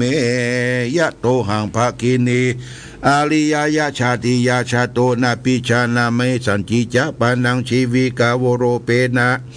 เบตาเตนะสัจเจนะโสติเตโหตุโสขภัสสะโพสังโฆสติตังกะโตธัมมานังวิจโยตถาวิริยัมปิติปัสสติโพสังฆาจตถาปริสมาตุเบคาโพสังฆาสติเตสัพพทัสสินามุนินาสัมมัทธกตาภวิตาภหุลิกตาสังวัตตันติอภิญญายานิพพานายาจะโพธิยาเอเตนะสัจวัชเชนะสุติเตโหตุสัพพตาเอกัสสมิงสัมมาเยนะโทโมคคัลลันจักกัสสะปังกิลาเนทุกิเตทิสวโพสังเคสัตตเทตยิเตจันดังอภินันติตวโลกาโมจิงสุตังคเนเอเตนะชัจวัชเชนะสุติเตโหตุสัพพตาเอกตาธรรมราชาปิเคลันเยนาปิปิลิโตจุนทัตเถเลนาตันเยวาปนาเปตวานาสาทลังสัมโมทิตัวจะอาปัฏฐาตัมหาวุฒาทิธานาโสเอเตนะชัจวัชเชนะสุติเตโหตุสัพพตาปหินาเตจะอาปัฏฐาตินันนัมปิมเหสินังมัคคหาตากิเลวปัตตานุปติธรรมตังเอเต นัจจวเจนะสุติเตโหตุสัพพทายันตุนิมิตังอาวามังคลัญจโยจามนาโปสากุณาสัสสะโตปะปะกะโหตุสุปินากันตังพุทธานุภาเวนะวินาสเมนตุยันตุนิมิตังอาวามังคลัญจโยจามนาโปสากุณาสัสสะโตปะปะกะโหตุสุปินังอากาตังธรรมาดูปาเวนะวินาสเมนโตยันตุนิมิตังอาวามังคลัญจโยจามนาโปสากุณาสัสสะโตปะปะกะโหตุสุปินากันตังสังฆานุภาเวนะวินาสเมนโตมหากาลุนิโกนาโตอิตายาสัพพปานินังปุเรตวาปารามิสัพพปะโตสัมโพธิมุตตะมังเอเตนะสัจวัจเจนะสุติเตหุนตุสัมมังการังชยันโตโพธิยาโมเลสกายานันนันทิวะคาโนเอวันตาวังวิชโยหิจญาสุสยามังคาเล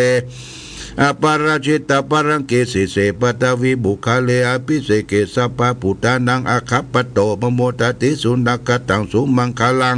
สุปปะตังโสติตังสุขันโนสโมโหโตจะสุเยตังพระมาจาริสุปตะกีนังกายกัมมังวาจากัมมังปตะกีนังปตะกีนังมโนกัมมังปณิทิเตปตะกีน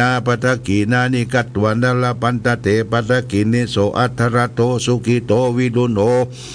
พุทธศาสนาอโรโกสุขิตาอุทิสังหสเปยติปิสะอัทรตาสุขิตาวิรุณหะพุทธศาสนาอโลคาสุขิตาอุทิสังหสเปยติปิเตอัทรตาสุขิตาวิรุณหะพุทธศาสนาอโลคาสุขิตาอุทิสังหสเปหิยติปินัตถิเมสารานังอัญญังพุทโธเมสารานังวรังเอเตนะสัจวัจเจนะหุนตุเตชยมังกลังนัตถิเมสารานังอัญญังธรรมโมเมสารานังวาลังเอเตนะสัจวัจเจนะอุนตุเตชยมังกลังนัตถิเมสารานังอัญญังสังโฆเมสารานังวาลังเอเตนะสัจวัจเจนะอุนตุเตชยมังกลังยังกินจิรัตนังโลเกวิสัตติวิวิตังพุทโธรัตนังพุทธัสสมังนาติตัสสมาสุติภวันตุเตยังกินจิรัตนังโลเกวิสัตติวิวิตังพุทโธรัตนังธรรมัสสมังนาติตัสสมาสุติภวันตุเตยังกินจิรัตนังโลเกวิสัตติวิวิตังพุทโธรัตนังสังฆัสสมังนาติตัสสมาสุติภวันตุเตหิริโอตปะสัมปันนาสุขธรรมะสมัยตาทันโตสัพพุริสาโลเกเทวะตัมมัติวุจเลสันติปัฏฐาปัตนาสันติปัฏฐาวันจนามาตาปิตาชนิกันตังชาติเวตังปฏิกัมมังอาทิอุณาจาวิจโยธรรมโรเกอนุตตโรสัพพสัตตาอิทัตตายะตังตวงขณะหิเตวะเตปริวะเจระจักขันเตอมนุเสปยเกเปกินะเสวิเตปุเตอกัสสมะมรณะมุตโตตาปิตัวกรรมจาริตังเจเลตเสวะอนุภาเวนะหุตุเทวสุขิตตาลิกิตังทิติตังพุทังทรนังวจนังกลุงเปรตังเทสนะตุตัวตัสสะโยปวัตติสกตัวพุทธรัตนังโอสัตังอุตมังวารังปาลิลาหุปัสสมนังธรรมเตเชนะสุตินานาสันตุปัตตวาสเปปญาวุปัสสมินตุเตสกตัวธรรมรัตนังโอสัตังอุตมังวารังปาลิลาหุปัสสมนังธรรมเตเชนะสุตินานาสันตุปัตตวาสเปปญาวุปัสสมินตุเตสกตัวสังฆรัตนังโอสัตังอุตมังวารังอาหุนายังปังหุนายังสังฆเตเชนะสุตินานาสันตุปัตตวาสเปโลกาวุปัสสเมนตุเตเพสัจจังเทวมนุสนังกตุกันติติตังละสังอัมพิลังละวันเจวสัพพยติวินาสันตุเอกทวิติจตุปัญจสัทธาทินันตถายวัตุขวินาสันตุชีวิตานังทัตันตุเตชีวิตานังทัตันตัสสาอายุวันนังสุขังพลังชีวิตานังรูปาเวนังหุตุเทโวสุขิตัสสาชีวิตานังจะโยทัตตาอุทัตังอุตตมวรังสาลีลังทุกขังนาเสเทเพสัจจังธนามุตตมันตัสสมากัลยานันนิจังยังสัมปรยังปุญญานิปรโลกัสสมิปฏิตาโหติปฏินาอิมินาชีวิตาทินาตุมากังกิงภเวสติทิขายุกัสตาอุตุสุขิตาอุตุสัพพทายโยโตสักจังศีลวันติสุตาจิตุนานาทนังวลังทัตวชีวิตนังมหาพลังเอวังมหิติกาเอสายทิตังปุญญาสัมปัตตาตัสสมาธิลาปัสสังสันติปันติตากตาบุญจันติอติอุณาตวิจัยโยนิติโตอธิโลเกศีลคุณโนสัจจังโสธิอุตยาเตนะสัจเจนะกังหามิสัจจกิริยามนุสลังอวัชิตัวธรรมะพลังชลิตัวบุปเกสินิสัจจะปรมัมวสายสัจจะ สันติปะกาปัตนาสันติปะกาวันตนามาตาปิตาจนิกันตังชาตะเวตาปฏิกรรมสหัสเจปเตมหังมหาปัจจาริโตสิขีวัดเสสิโสรสะกาลิสานิอุตกังปัตวายตาสิขีสัจเจนะเมสโมนาติสาเมสัจจะปาระมิติทุกขปัตตาจนิทุกขาพยาปัตตาจนิพยาโสกปัตตาจนิโสกาหุนตุสัพเพปิปานิโนเอตาวัตตาจาอเมสัพพตังปุญญาสัพพตังสัพเพเทวานุโมทันตุสัพพสัมปติสิทธิยาทานันสุทัสสะศีลาลกันตุสัพพทาภาวนาปิลันตาหุนทุขัจฉันตุเทวตากตาสัพเพปุตตาปรปัตตาปัจเจกานันจะยังปารังอรหันตานันจะเตตินาลกังปันธามิสัพพโสสุโขปุตานังอุปโตสุขาสธรรมเทศนาสุขาสังคัสสะสามัคคีสมัคคันนาตาโพสุโขคติโยเสโทสเนตัสสมิงเยโคตปฏิชายิโนวิชาจารณะสัมปันโนโสเสโททิวามนุเสเทวตปฏิอติโตลติมาปฏิจันติมาสันนโตคติโยตปฏิชายิตปฏิพรหมโนอัตสปะโหรตังพุทโธตปฏิเตสะสาอโรคญาปรมาราภาสันตุติปรมังทานังวิสัสสะปรมายาตินิพพานังปรมังสุขังจบญาติโยมท่านสาธุชนได้แปลงสวดเจริญพระพุทธมนต์สืบจตาออนไลน์ไปให้แก่พ่อแม่พี่น้องศรัทธาทั้งหลายเรียบร้อยแล้วก็ญาติโยมท่านสาธุชนก็คงจะ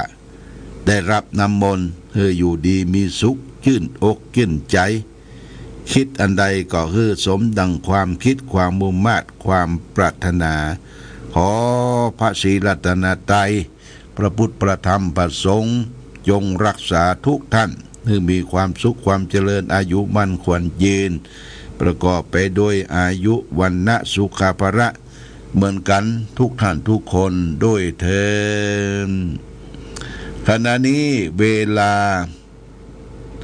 21:36 นาทีญาติโยมยังมีเวลาประมาณสัก10 กว่านาทีญาติโยมท่านผู้ฟังทั้งหลายจะโทรศัพท์มามาจาแจ้งการผลรับฟังว่าวันนี้ฟังอยู่ที่ไหนจอกใดแจ้งใดก็โทรศัพท์มาบอกได้เน้อ0819515864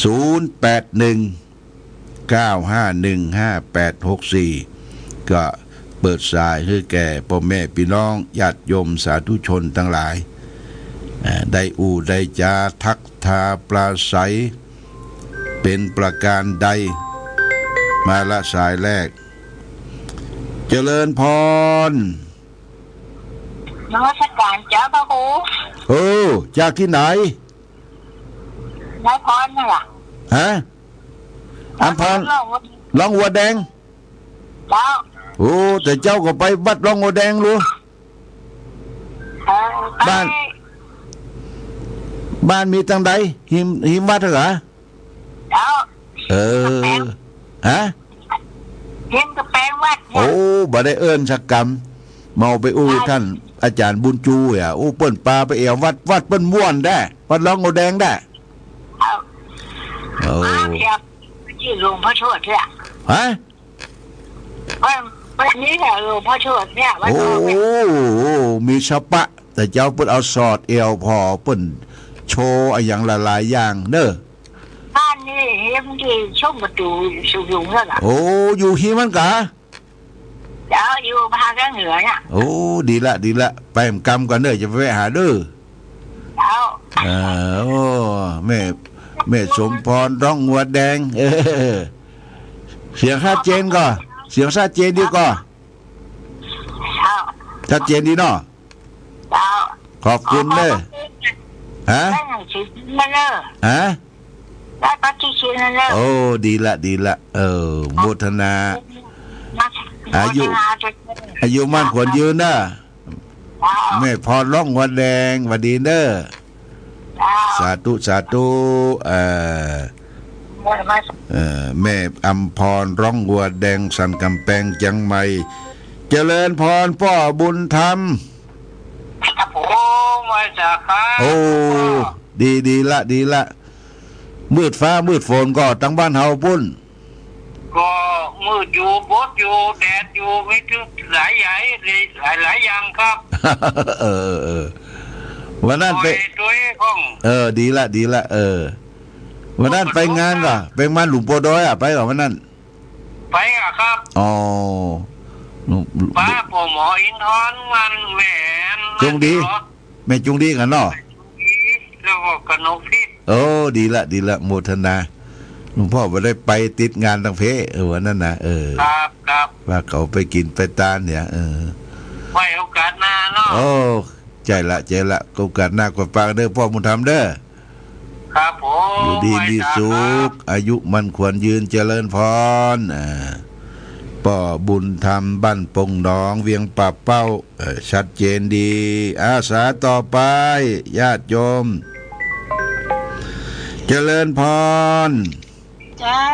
สาธุเจ้าจากที่ไหนแม่น้อมตะจางเจ้าแม่น้อมตะจางตะจางเวียงหนองร่องเวียงหนองร่องระปุนชัดเจนก่อนชัดเจนเนาะ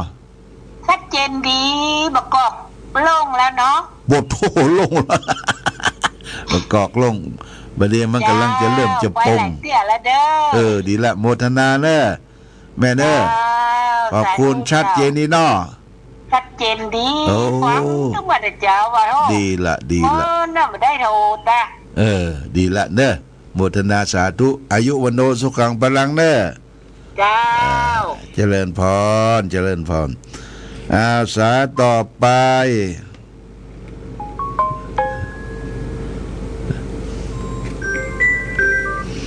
เจริญพรแม่สุแก้วศิลาพรเจ้ากลับไปสาหลวงพ่อเจ้าได้ปฏิทินแล้วเด้อได้ละบ่โอ้ประเดี๋ยวนี้มาห้อยบนหัวหลวง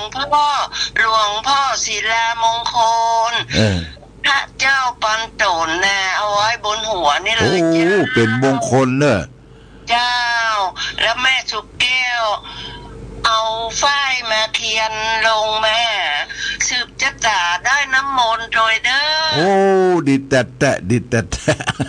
แม่ทุกแก้วจะโอนปัจจัยไปหาวันที่22มีนาอายุวัฒนมงคลหลวงพ่อนะเจ้าวันเกิดเนี่ยวันเกิดโมทนาหลวงพ่อจะไปที่ไหนก็ไปเจียงตุงไปเจียงตุงเจ้าโมทนาเนอะไม่สุแก้วเนอะแม่สุแก้วจะโอนปัจจัยไปเด้อขอบคุณโมทนาสาธุอายุมั่นขวัญยืนเนอะกลับไปจ่าได้หลวงพ่อได้เจ้าเจริญพรแม่สุแก้วศิลาพรบ้านหงละปูนอาสาต่อไป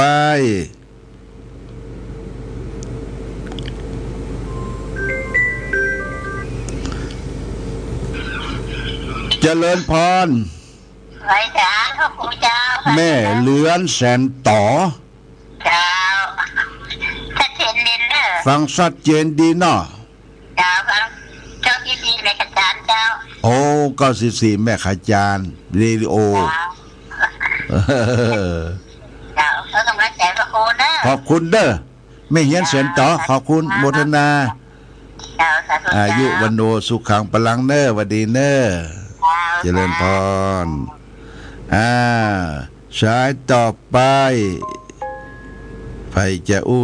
จะแจ้งผลการรับฟังวันนี้เจริญพรครับไปไหนครับวัดดีจากไหนบ่จากลีครับปาไผ่ลีปดโตทีมบ้านป้าอุ้ยป้าอุ้ยป้าอุ้ยบวกอย่างบ่ฮะอุ้ยบวกบ้านบวกอย่างบ้านบวกกะบ้านอย่างป้าสลายสลายบ่อยู่บ้านอย่างป้าไผ่ครับป้าไผ่เนาะ ฟังชัดเจนก็ฟังขึ้นไหนชัดเจนครับขึ้นชุมชนคนเมืองนี้ข้าท่าตรงว่าโอ้ดีละโมทนาสาธุเนอะครับขอบคุณโมทนาอยู่ดีมีสุขเนอะเจริญพรเนอะ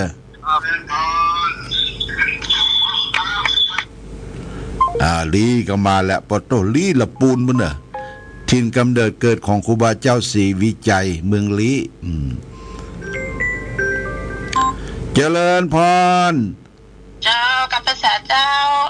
แม่คำนวณเป็นจะได้เจ้าชัดเจนก็ชัดเจนดีเจ้าโอ้ดีละเจ้าบ้านเฮามันมืดฟ้ามืดฝนก็ทั้งปุ้นแบบไม่เข้าเลยอ่ะเจ้ามีเข้าเนาะเจ้าฝนตกก็มันมืดบ่ได้นะมันบ่ตกบ้านลูกเปล่าอยู่บุรีรัมย์ถ่ายเอามาพอน้ำท่วมได้ครัวหมดอ่ะโอ้บุรีรัมย์ว่ะเจ้าโอ้อีสานบ่เนาะโอ้น้ำท่วมได้ครัวเป็นมาแข่งโอ้ดีละแม่แน่ขอบคุณเด้อเจ้าแม่คำนวณขอบคุณโมทนาสาธุเด้อสายต่อไปแม่คำนวณบ้านดินดำลำปางอาสาต่อไปญาติโยม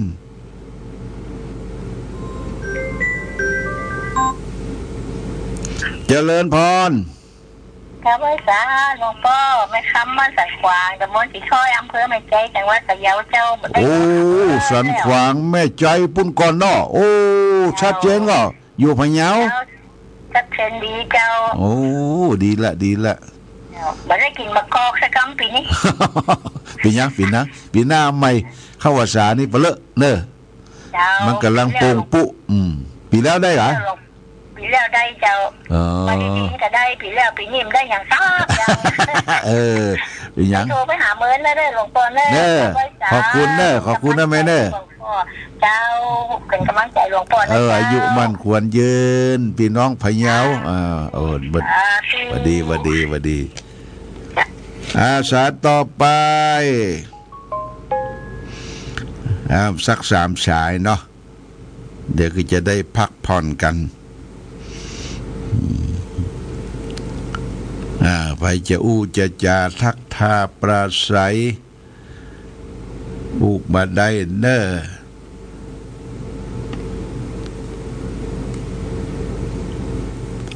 0819515864เจริญพรแม่ฉลาดโอ้ยสาหลวงพ่อเจ้าแม่ฉลาดแจ้ซ้อนฟังแจ้เต็มดีเลยเจ้าชัดเจนฟังขึ้นไทยที่ไหนขึ้นยังขึ้นแจ้ซ้อนเจ้าแจ้ซ้อนโอ้ดีละอยู่เมืองแจ้ซ้อนได้กินไข่ลวกเนาะได้กินเนาะสักวันจะไปเอวหาเลอแจ้ซ้อนโมทนาพรรษากับได้มากับหลวงพ่อเจ้าฮะพระพรรษากับได้เข้ามาค่ะแม่นก่อนพรรษากันเนาะเจ้าโมทนานะแม่จัดซ้อนแม่สลัดเด้อจ้าสาธุจ้าวัดดีสายต่อไปแจ้ซ้อนมาละ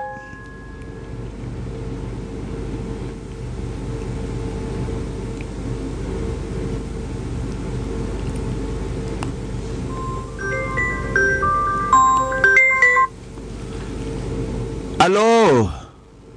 เจ้ากับภาษาเจ้าฮะอยู่บ้านไหนเมียงไหนตั้งมอนี่มาเอวกะโอ้มันไก่เนาะมันไก่เจ้ามันพวกมาเหรอไปกะงั้นเด้อพวกเด้อเจ้าบทนามแม่มาวขี้เล็กเจริญพรแม่ปลาณีแม่เมาขี้เล็กมาดีจอนวัดดีสายสุดท้ายญาติโยมสายสุดท้ายละหลวงพ่อก็จะพักผ่อนแล้วเนาะเจริญพรภาษาเจ้าหลวงพ่อจากที่ไหนจากเชียงรายเจ้าเชียงรายอำเภอหยังอำเภอแม่สวยเจ้าบ้านปาลันแม่สวยชัดเจนเนาะเจ้าแม่หยัง ชัยวงศ์เจ้า โอ้โหแม่เอ้ยชัยวงศ์เมืองฝางนี่ก็มีนะแม่เอ้ยตัวนะนามสกุลชัยวงศ์นะ ญาติอยู่บ้านแม่งอนก็มีตาไปหาหลวงพ่อแล้วคำหรอ อ๋อแม่นใช่ลืมละ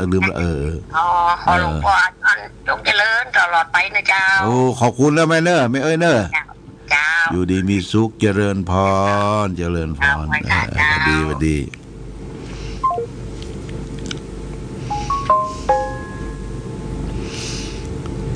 เอาละญาติโยมท่านสาธุชนทั้งหลาย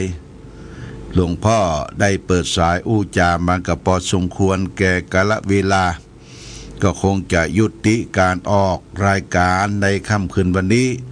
เพื่อจะได้เตรียมนอนรับพักผ่อนนะอันนี้ป้าตึงแม่จัน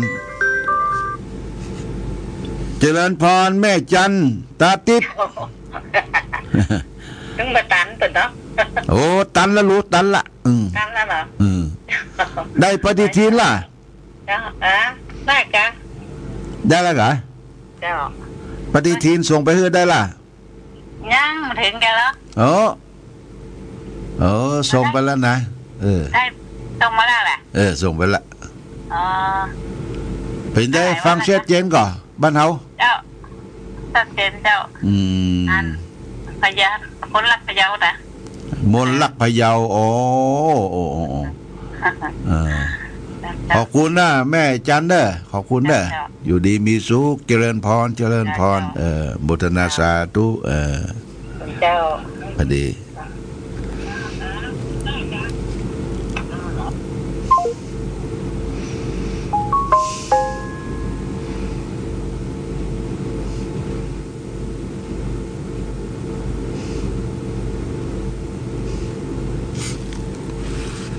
เอาละญาติโยมท่านสาธุชนคืนนี้ต้องอำลาพาจากญาติโยมสาธุชนไปก่อน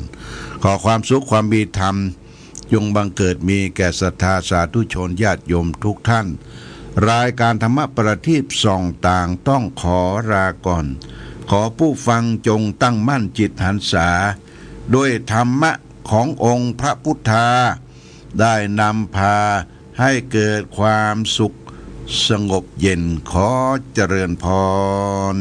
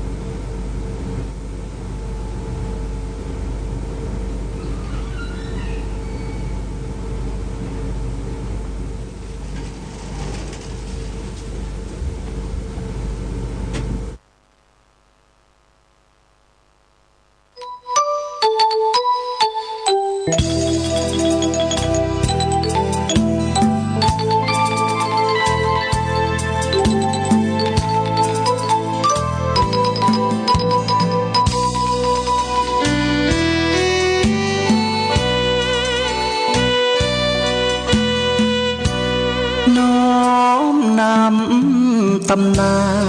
นผ่านทุกรุ่นองค์บุญหลวงพ่อแก้วทันตะจิตโตมีบุญญาบารมีมากโคมีพุทโธเป็นที่นำทาง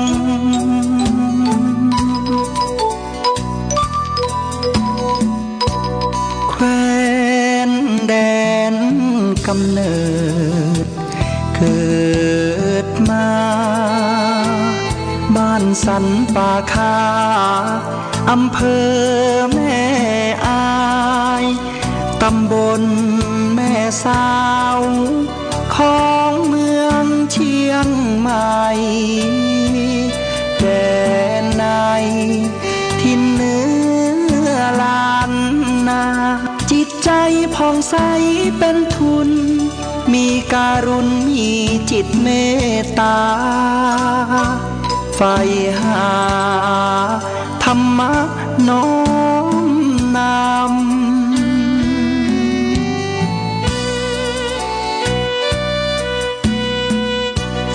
โยมพ่ออุ่นแม่ปอมาหิงสาบิดามารดาผู้เลี้ยงดูเส้นทางธรรมน้อมนำคำชูเดินสู่เส้นทางของผ้าเหลือง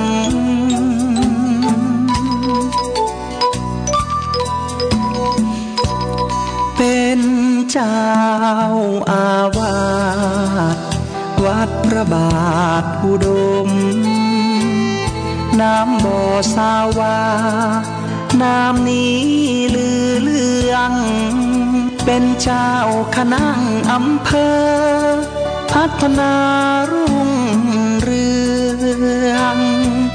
ฟูเฟืองเทศธรรมปทักกถาหยิบยกอุปมาเมตตาชื่นชีวาญาติโยมผู้ฟังพร้อมพรังญาติโยมศรัทธา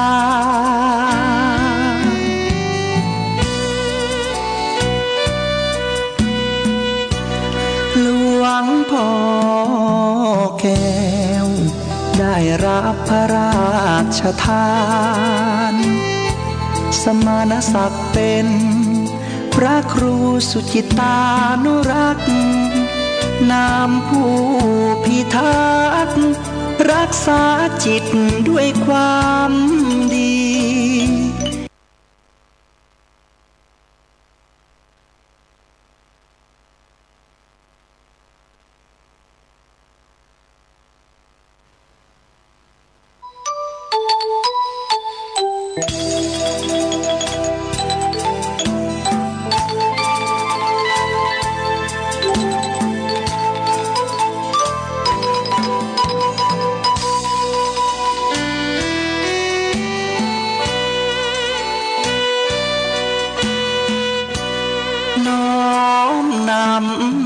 ตำนา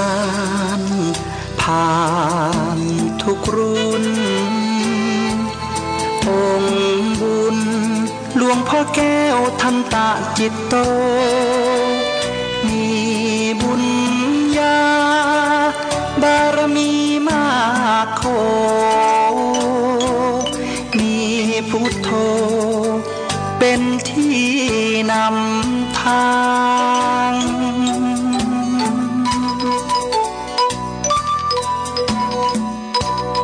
แคว้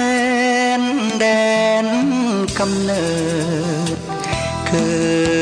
ดมาบ้านสันป่าคาอำเภอแม่อายตำบลแม่สาวของเมืองเชียงใหม่แดนในทินเนื้อลานนาจิตใจผ่อง ใสเป็นทุนมีการุณมีจิตเมตตาใฝ่หาธรรมะน้อมนำ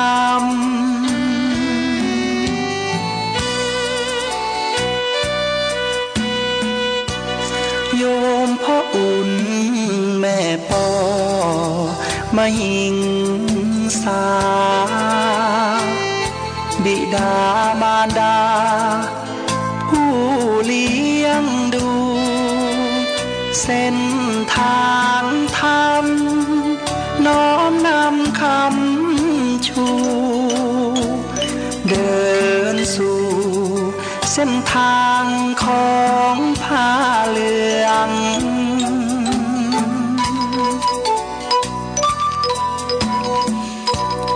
เป็นเจ้าอาวาสวัดพระบาทอุดมน้ำบ่อสาวาน้ำนี้ลือเลืองเป็นเจ้าคณะอำเภอพัฒนารุ่งเรืองฟูเฟืองเทศธรรมปทักกถาหยิบยกอุปมาเมตตาชื่นชีวาญาติโยมผู้ฟัง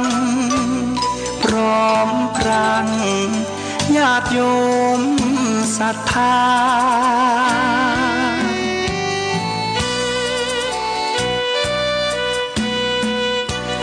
หลวงพ่อแก้วได้รับพระราชทาน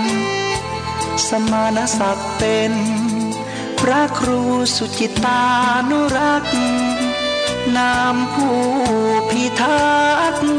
รักษาจิตด้วยความดีแห่งนี้เป็นพระนักปกครอง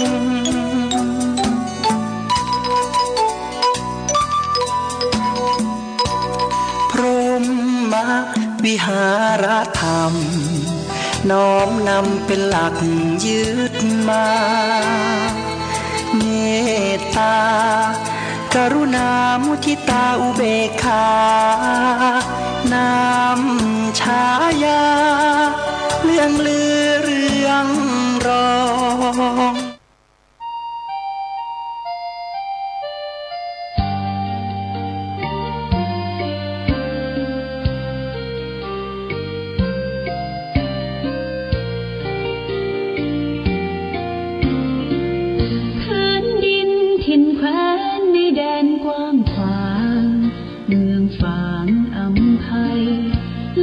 ล้ำวิไล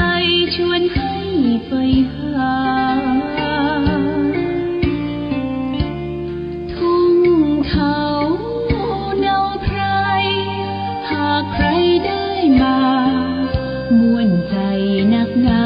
ได้มาแอวเมืองฟ้าชุ่มเย็นช่ำล้ำเที่ยวทำตักเต่าแดนเก่าโบราณเรียบล้อลำธารเที่ยวดอยอ่างขางเขื่อนน้ำแม่นางเยี่ยมชาวบ้านยางป่าคาดอยลางกลางทำผาพึ่งพนาป่าสวยน้ำใสความธรรมชาติเคยกันปันมาหลากพื้นเผ่าพันธุ์ร่วมกันพร้อมหน้าเสน่ห์นำพายมาเมืองฟ้าดอยดงหน้าแดนแห่งนี้มีชื่อเมืองฟ้าท่ามกลางลมหนาวทุ่งท้องกวาวชวนให้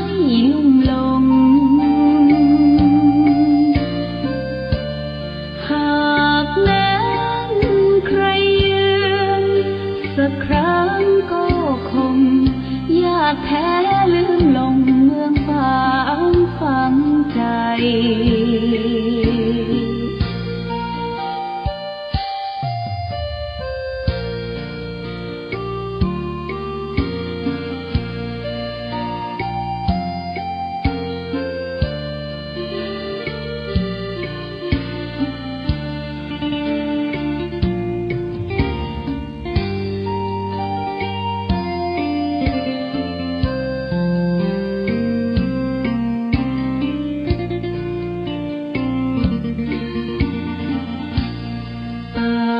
สวยน้ำใสน้ำใจสะอาดเมืองฟ้าธรรมชาติเสกสรรปั้นมาหลากพื้นเผ่าพันธุ์ร่วมกันพร้อมหน้าเสน่ห์นำพายมาเมืองฟ้าดอยดงแห่งนี้มีชื่อเมืองปางท่ามกลางลมหนาวทุ่งท้องกวาวชวนให้ลุ่มหลงหากแม้นใครยืมสักครั้งก็คงอยากแท้ลืมลงเมืองฝังใจ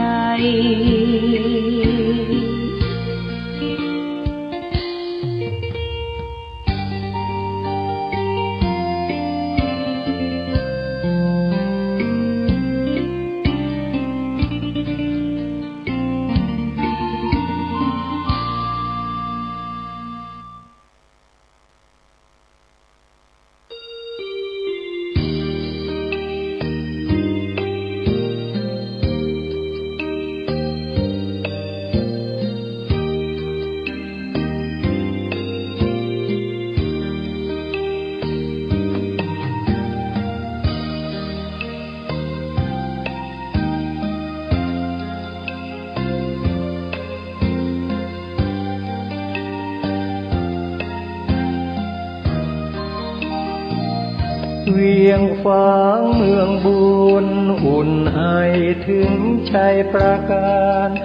น้ำกกแม่อายไหลผ่านสองฝั่งสายทานอุดมสมบูรณ์เมืองไม้งามอารามเอื้องหลวงดอกคูณชูช่อรอแสงอรุณเหมือนบุญหนุนนำให้มาแม่อายยามนี้ไม่มีเสียงใครสะอื้นสวยสดผู้สาวงามชื่นยามยิ้มละรื่นชื่นในอุราช่างงามพร้อมผุดผ่องผิวพรรณจัญญาช้างเผือกในภูมิพัฒนาเพียงพบศพตาพาใจอาวรณ์พระเจ้าพรหมสร้างสมเวียงชัยประการสืบลูกสืบหลานเป็นตำนานเหมือนดังละครเหนื่อยยากเพียงใดทรงใส่ใจข้าราษฎรเชียงแสนแม่อายท่าตอนทรงขวาตอนร่วมเป็นธานีควรจงภูมิใจเทิดไว้เหนือกล้าวเกศาพระคุณมากล้นพันละนาสร้างเมืองมานับกว่าพันปีกอบกู้เวียงร้างสร้างวัดวิหารเจดีย์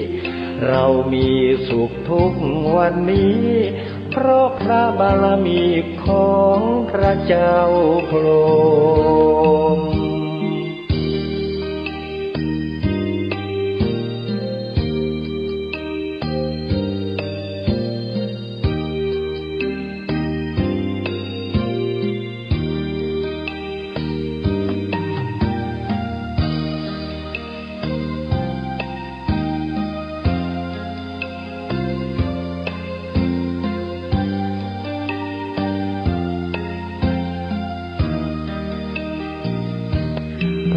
เจ้าพรหมสร้างสมเวียงชัยประการสืบลูกสืบหลานเป็นตำนานเหมือนดังละครเหนื่อยยากเพียงใดทรงใส่ใจข้าราษฎรเชียงแสนแม่อายท่าตอนทรงขวาตอนร่วมเป็นธานีควรจงภูมิใจเทิดไว้เหนือกล้าวเกษาพระคุณมากล้นพันละนาสร้างเมืองมานับกว่าพันปีกอบกู้เวียงร้างสร้างวัดวิหารเจดีย์เรามีสุขทุกวันนี้เพราะพระบารมีของพระเจ้าพรหม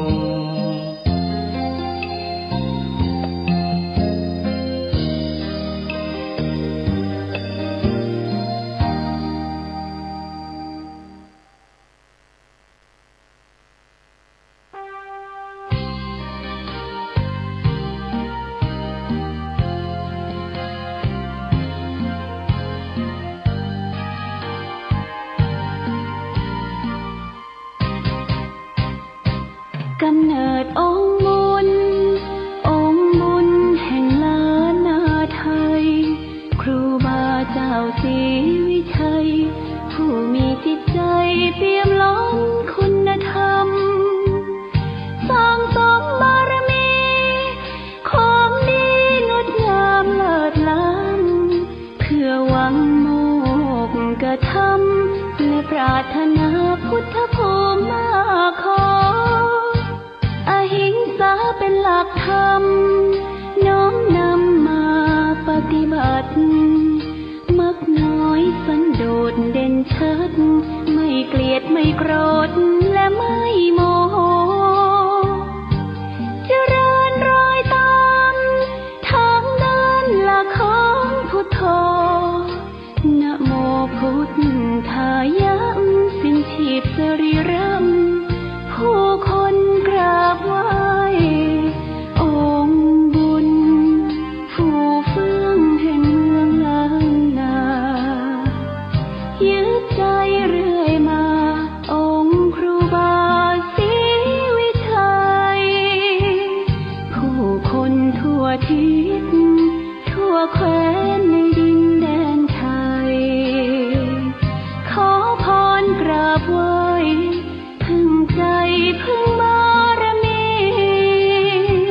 อนุสาวรีย์แห่งนี้ครูบาสูงใหญ่ให้คนบูชาน้อมไหว้สำนักวิปัสสนานะโมสวาแห่งนี้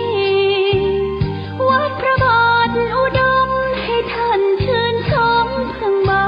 รมีเชิญชวนญาติโยมน้องพี่ไหว้บารมีขององค์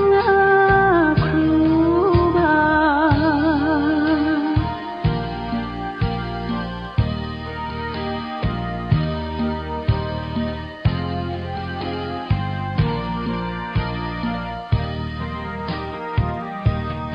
องค์บุญผู้เฟื่องแห่งเมืองล้านนายึดใจเรื่อยมาองค์ครูบาศรีวิชัยผู้คนทั่วทิศทั่วแคว้นในดินแดนไทยขอพรกราบไหว้พึ่งใจพึ่งบารมีอนุสาวรีย์แห่งนี้ครูบาสูงใหญ่ให้คนบูชาน้อมไหว้สำนักวิปัสสนานะโมสวาแห่งนี้วัดพระบาทอุดมให้ท่าน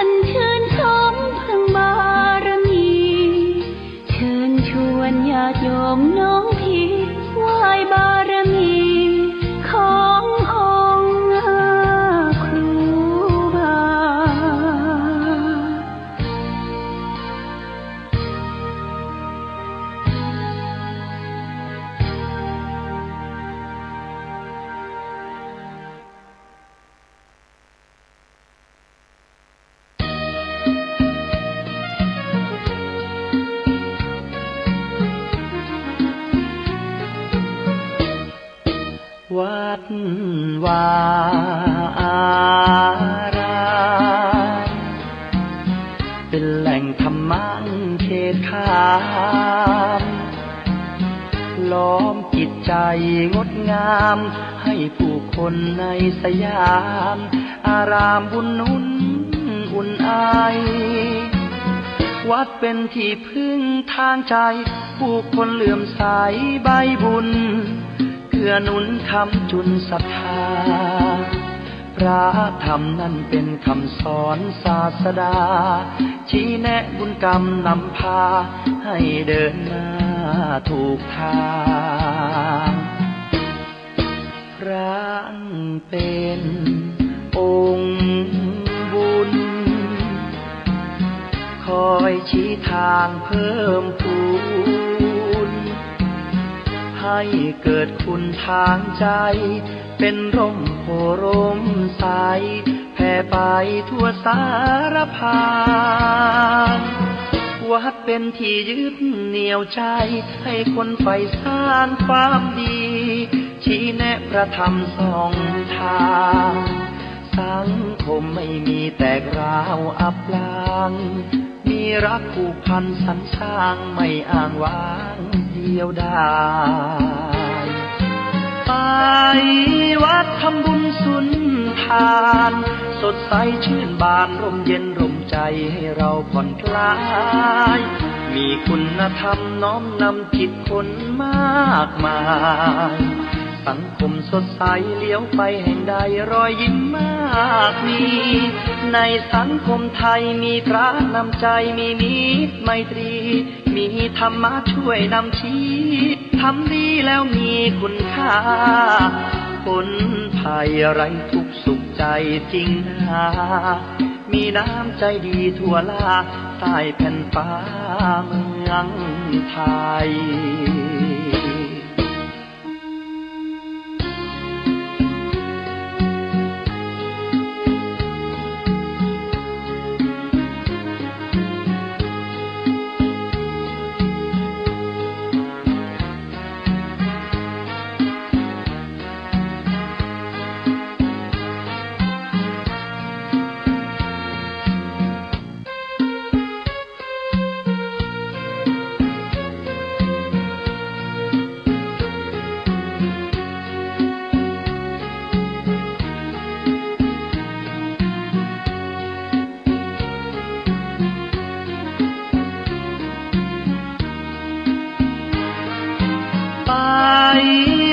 ทำบุญสุนทานสดใสชื่นบานร่มเย็นร่มใจให้เราผ่อนคลายมีคุณธรรมน้อมนำจิตคนมากมายสังคมสดใสเลี้ยวไปแห่งใดรอยยิ้มมากมีในสังคมไทยมีพระนำใจมีมิตรไมตรีมีธรรมะช่วยนำชี้ทำดีแล้วมีคุณค่าคนภัยไร้ทุกข์สุขใจจริงนามีน้ำใจดีทั่วลาใต้แผ่นฟ้าเมืองไทย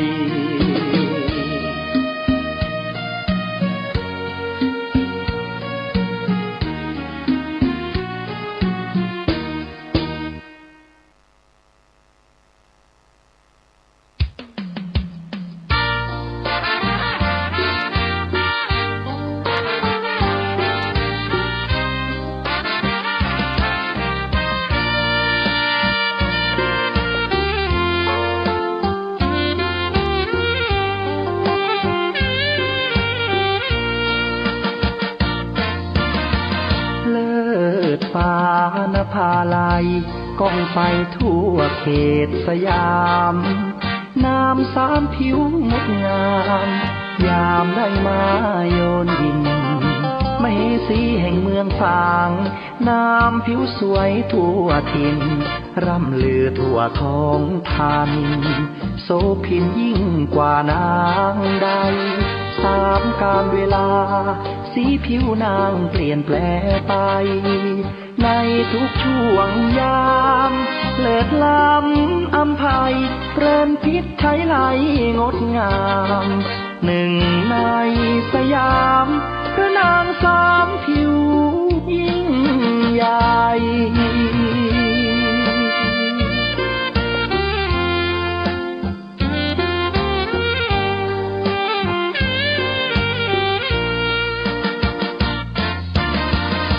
ช่วงเช้าเงางามผิวขาวนวลชวนพักษาพอถึงตอนสายมา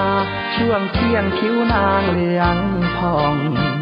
ติดตราตรึงใจแม้นใครได้มอง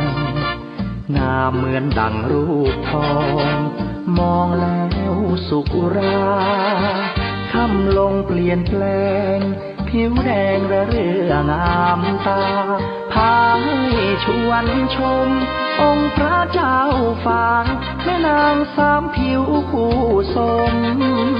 ผู้คนนิยมสมบารมีสีล้านนา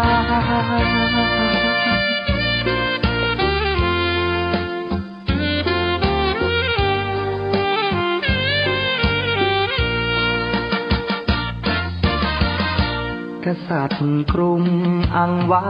ใส่แล้วอยากยนต์ชมสุดโทธรรมราชาหรือไทยตรงระดมยกทัพชิงนางแม่นางสามผิวและองค์พระเจ้าฟางรันทดใจหมดทางพลางรักเกียรติศักดิ์ศรีจึงพากันโดดน้ำพลีชีพชีวีแห่งนี้คือสุสานบ่อน้ำสาวาจารึกมาตำนานสืบลูกสืบหลานไปชั่วกาลนาน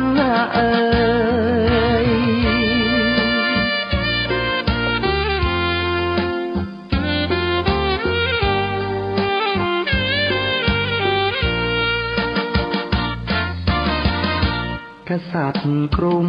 อังวะใส่แล้วอยากยนต์ชมสุดโทธรรมราชาหรือไทยตรงระดมยกทัพชิงนางแม่นางสามผิวและองค์พระเจ้าฟางรันทดใจหมดทางพลางรักเกียรติศักดิ์ศรี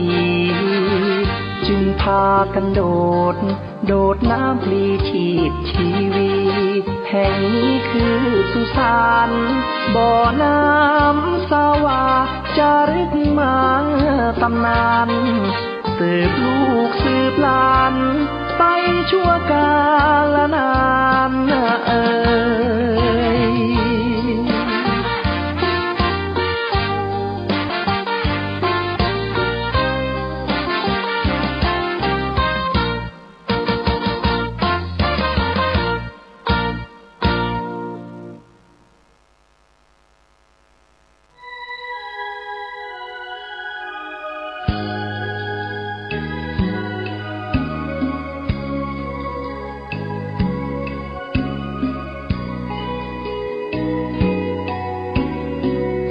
พื้นดินถิ่นแคว้นในแดนกว้างขวางเมืองฝางอำไพเลิศล้ำวิไลชวนให้ใฝ่หาทุ่งขาวเนาไพรหากใครได้มามวลใจนักหนาได้มาแอวเมืองฝางชุ่มเย็นช่ำล้ำเที่ยวทำตับเต่าแดนเก่าโบราณ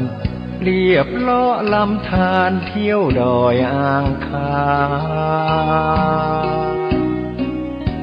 เขื่อนน้ำแม่เมาเยี่ยมชาวบ้านอย่างป่าคาดอยลางกลางถ้ำผาพึ่งพันนาป่าสวยน้ำใสน้ำใจสะอาดเมืองฟางธรรมชาติเสกสรรปั้นมาหลากพื้นเผ่าพันธุ์ร่วมกันพร้อมหน้า เสน่ห์นำพายมาเมืองฟางดอยดงหน้าแดนแห่งนี้มีชื่อเมืองฟางท่ามกลางลมหนาวทุ่งท้องท้องฟ้าวชวนให้ลุ่มหลงหากแม้นใครเยือนสักครั้งก็คงยากแท้ลืมหลงเมืองฝางฝังใจ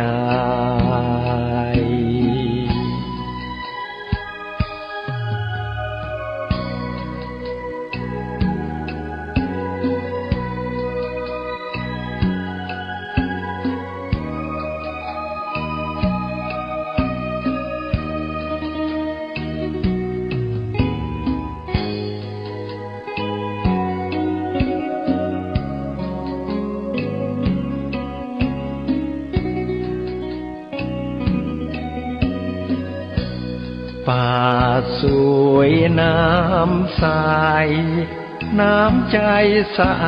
าดเมืองฟางธรรมชาติเสกสรรปั้นมาหลากพื้นเผ่าพันธุ์ร่วมกันพร้อมหน้าเสน่ห์นำพายมาเมืองฟางดอยดงหน้าแดนแห่งนี้มีชื่อเมืองฟางท่ามกลางลมหนาวทุ่งท้องท้องฟ้าวชวนให้ลุ่มหลงหากแม้นใครเยือนสักครั้งก็คงยากแท้ลืมหลงเมืองฝางฝังใจ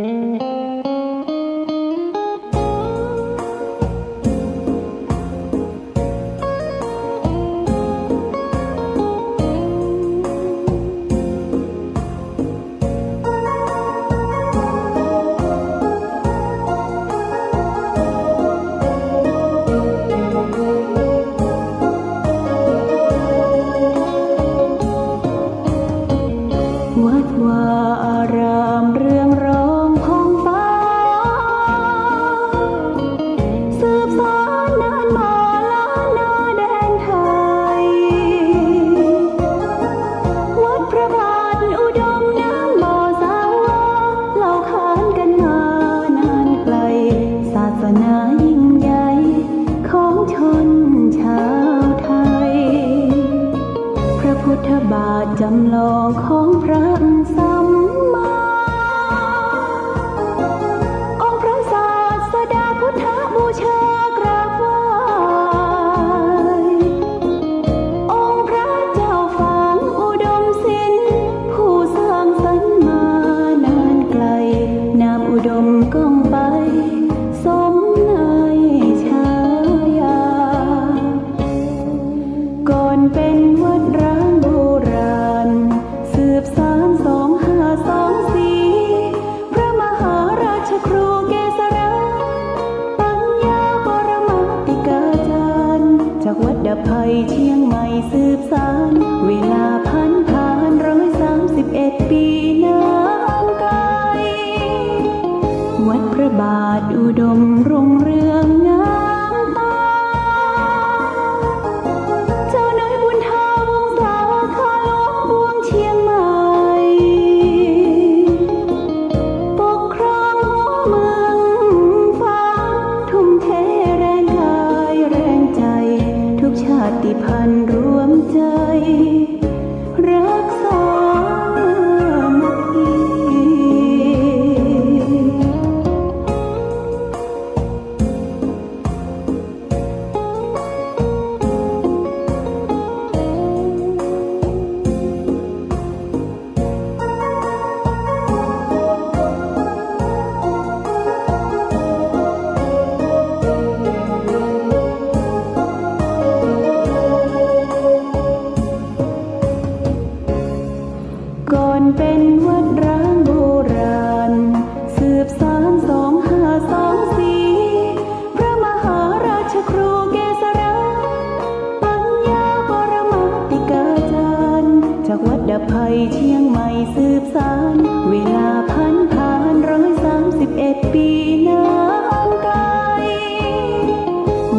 บาทอุดมรุ่งเรืองงามตา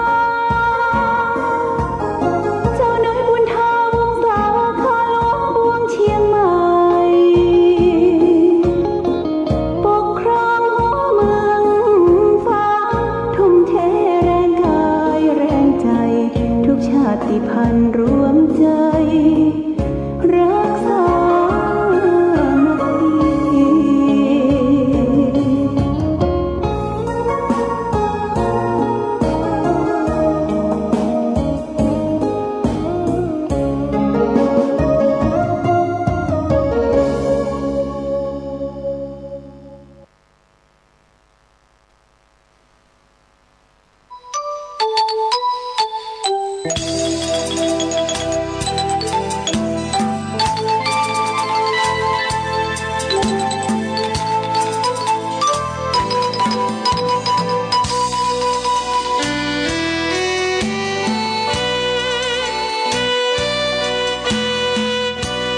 น้อมนำตำนานผ่านทุกรุ่นองค์บุญหลวงพ่อแก้วทันตะจิตโตมีบุญญาบารมีมากโขมีพุทโธเป็นที่นำทาง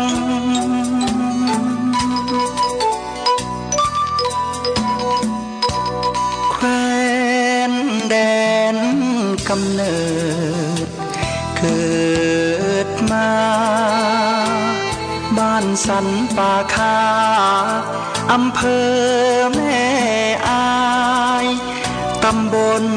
แม่สาวของเมืองเชียงใหม่แดนในทินเนื้อลานนาจิตใจผ่องใสเป็นทุนมีการุณมีจิตเมตตาใฝ่หาธรรมะน้อมนำ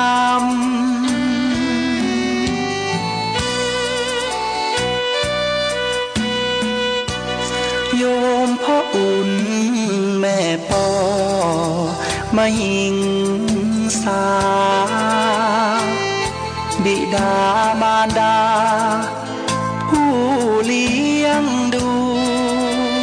เส้นทางธรรมน้อมนำคำชูเดินสู่เส้นทางของผ้าเหลือง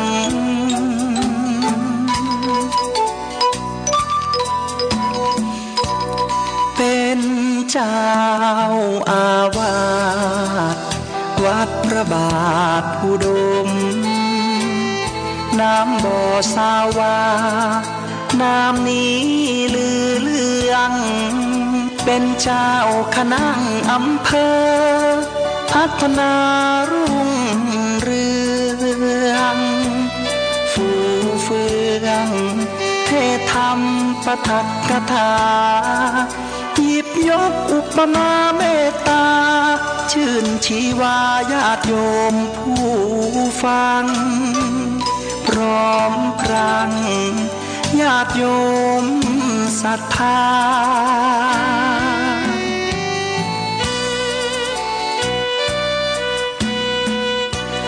หลวงพ่อแก้วได้รับพระราชทานสมณศักดิ์เป็นพระครูสุจิตานุรักษ์นามผู้พิทักษ์รักษาจิตด้วยความดีแห่งนี้เป็นพระนักปกครอง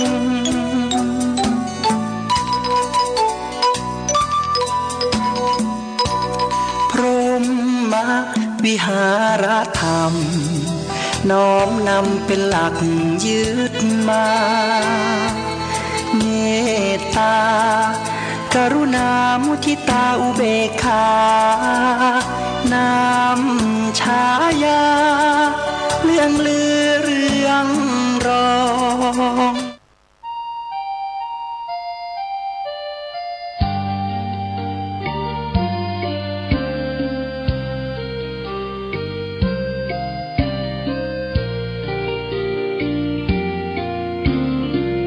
พื้นดินถิ่นแคว้นในแดนกว้างขวาง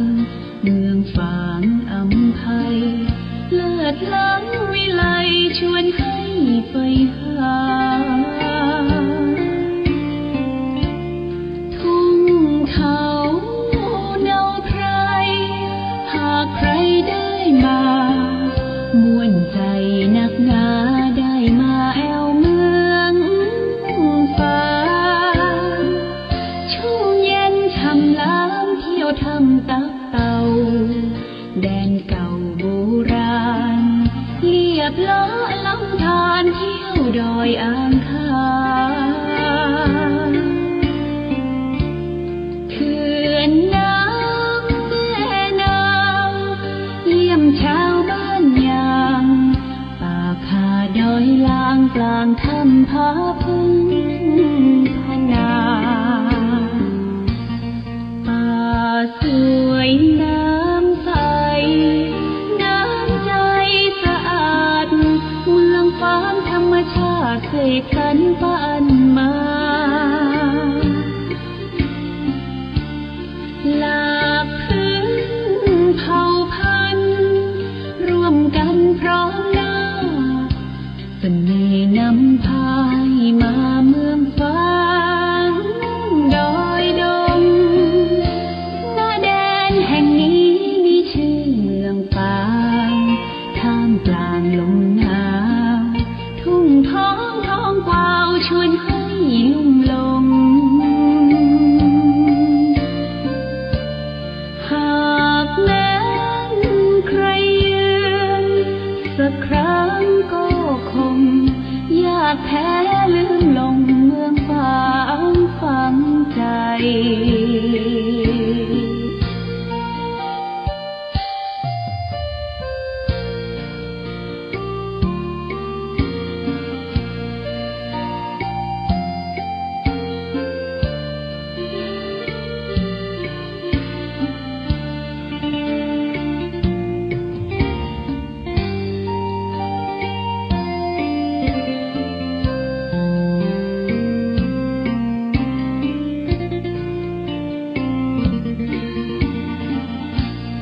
ป่า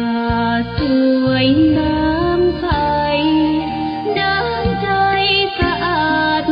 เมืองฟ้าธรรมชาติเสกสรรปันมาหลากพื้นเผ่าพันธุ์ร่วมกันพร้อมหน้าเสน่ห์นำพายมาเมืองฟ้าดอยดงหน้าแดนแห่งนี้มีชื่อเมืองฝางท่ามกลางลมหนาวทุ่งท้องท้องกวาวชวนให้ลุ่มลงหากแม้นใครเยือนสักครั้งก็คงอยากแท้ลืมลงเมืองฝางฝังใจ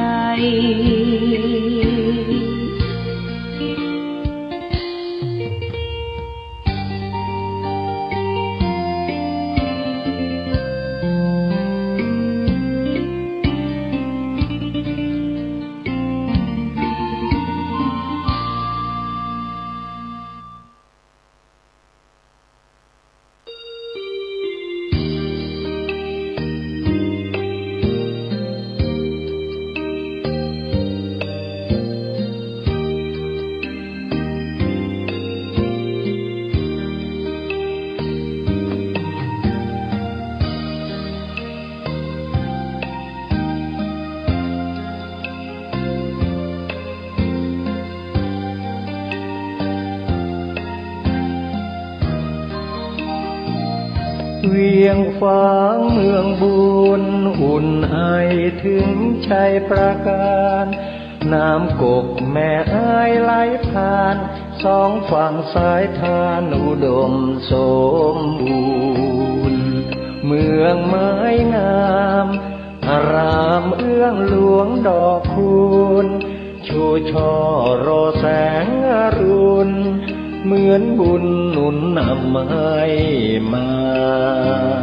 แม่อายยามนี้ไม่มีเสียงใครสะอื้นสวยสดผู้สาวงามชื่นยามยิ้มละรื่นชื่นในอุราช่างงามพร้อมผุดผ่องผิวพรรณจัญญาช้างเผือกในภูมิพันนาเพียงพบศพตาพาใจอาวรณ์พระเจ้าพรหมสร้างสมเวียงชัยประการสืบลูกสืบหลานเป็นตำนานเหมือนดังละคร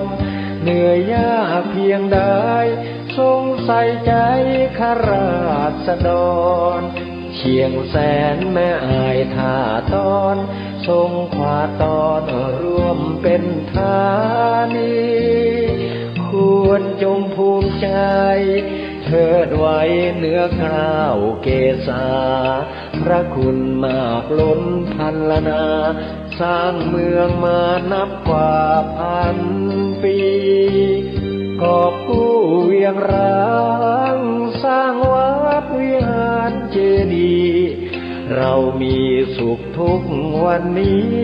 เพราะพระบารมีของพระเจ้าพรหม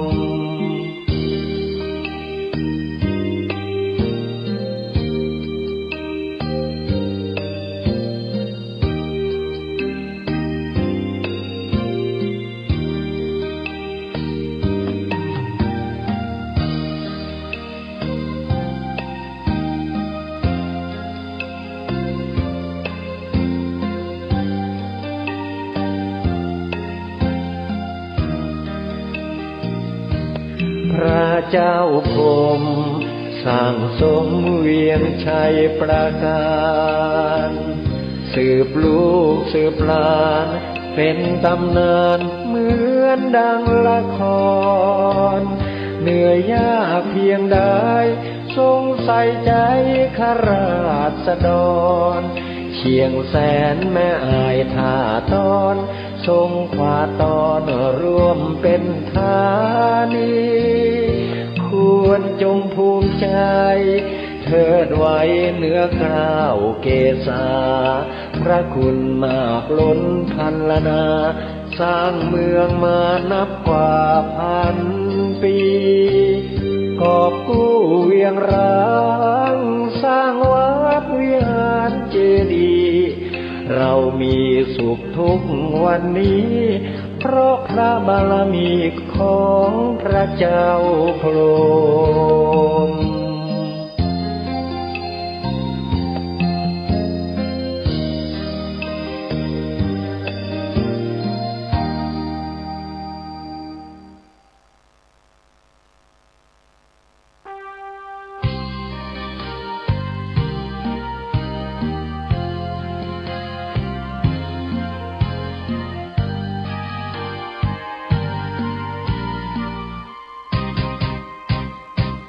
กำเนิดองค์บุญแห่งล้านนาไทย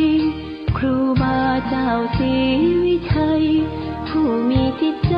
เปี่ยมล้นคุณธรรมสร้างสมบารมีของดีงดงามเลิศล้ำเพื่อหวังโมกกฐรรมและปรารถนาพุทธภูมิมาขออหิงสาเป็นหลักธรรมน้อมนำมาปฏิบัติมักน้อยสันโดษเด่นชัดไม่เกลียดไม่โกรธและไม่โมโหเจริญรอยตามทางเดินหลักของพุทโธนะโมพุทธายะสิ้นชีพสรีรัมผู้คน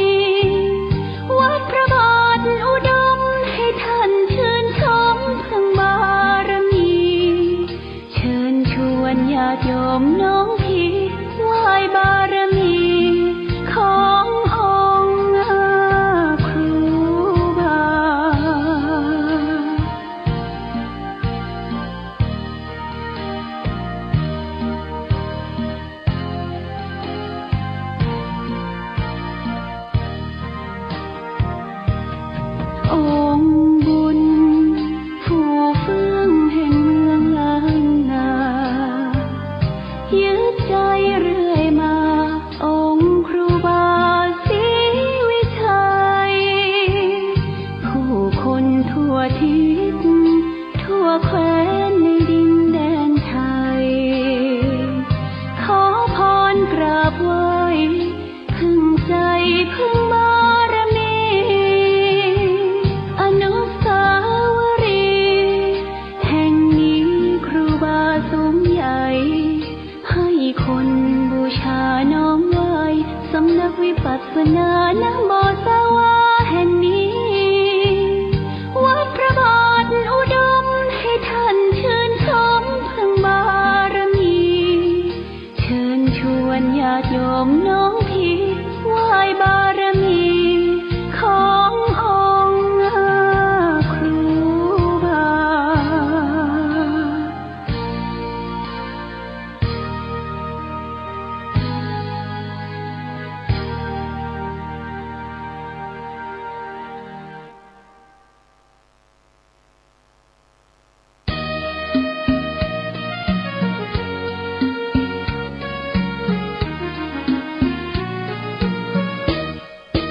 วัดวาอารามเป็นแหล่งธรรมะเขตขามล้อมจิตใจงดงามให้ผู้คนในสยามอารามบุญนุนอุ่นไอวัดเป็นที่พึ่งทางใจผู้คนเลื่อมใสใบบุญเกื้อหนุนคำจุนศรัทธาพระธรรมนั้นเป็นคำสอนศาสดา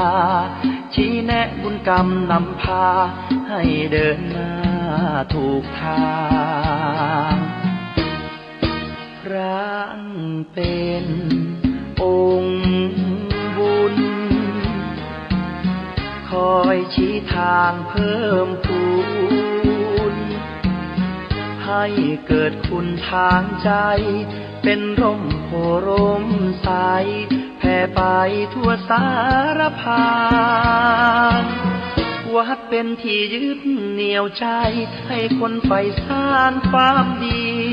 ชี้แนะพระธรรมสองทางสังคมไม่มีแตกร้าวอับปางมีรักผูกพันสรรสร้างไม่อ้างว้างเดียวดายไปวัดทำบุญสุนทานสดใสชื่นบานร่มเย็นร่มใจให้เราผ่อนคลาย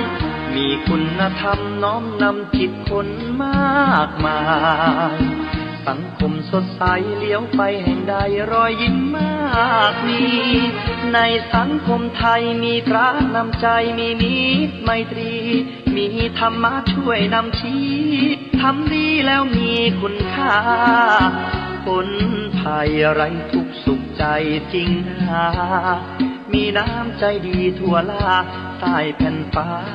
เมืองไทย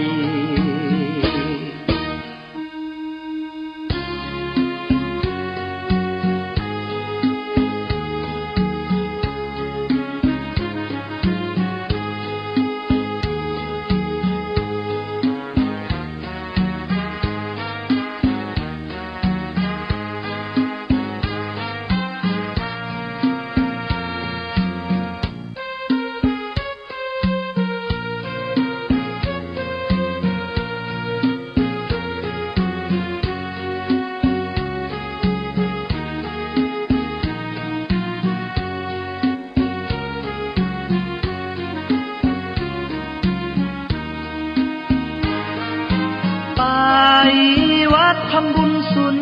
ทานสดใสชื่นบานร่มเย็นร่มใจให้เราผ่อนคลายมีคุณธรรมน้อมนำจิตคนมากมายสังคมสดใสเลี้ยวไปแห่งใดรอยยิ้มมากมีในสังคมไทยมีพระนำใจมีมิตรไมตรีมีธรรมะช่วยนำชี้ทำดีแล้วมีคุณค่าคนภัยไร้ทุกข์สุข ใจจริงหามีน้ำใจดีทั่วลาใต้แผ่นฟ้าเมืองไทย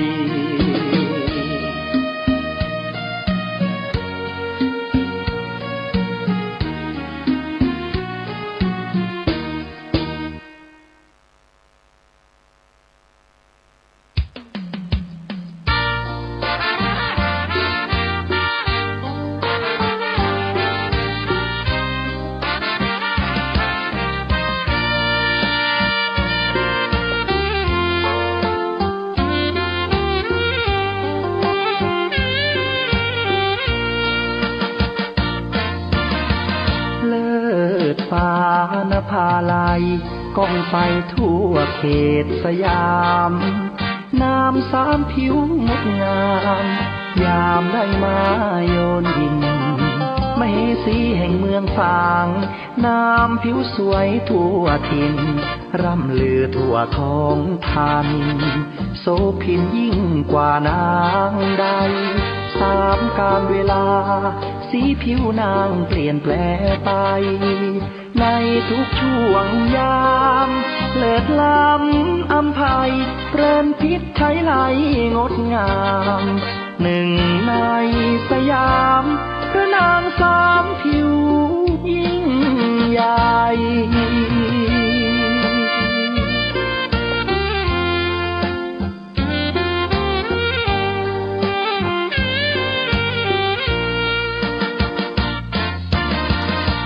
ช่วงเช้าเงางามผิวขาวนวลชวนพักษาพอถึงตอนสายมาช่วงเที่ยงผิวนางเหลืองผ่องติดตราตรึงใจแม้นใครได้มองงามเหมือนดังรูปทองมองแล้วสุขอุราค่ำลงเปลี่ยนแปลงผิวแดงระเรื่องามตาพาให้ชวนชมองค์พระเจ้าฟ้าแม่นางสามผิวผู้สมผู้คนนิยมสมบารมีสีล้านนา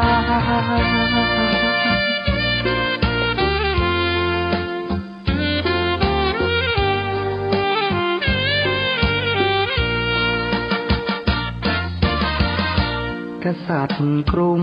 อังวะใส่แล้วอยากยนชมสุดโทธรรมราชาหรือไทยตรงระดมยกทัพชิงนาง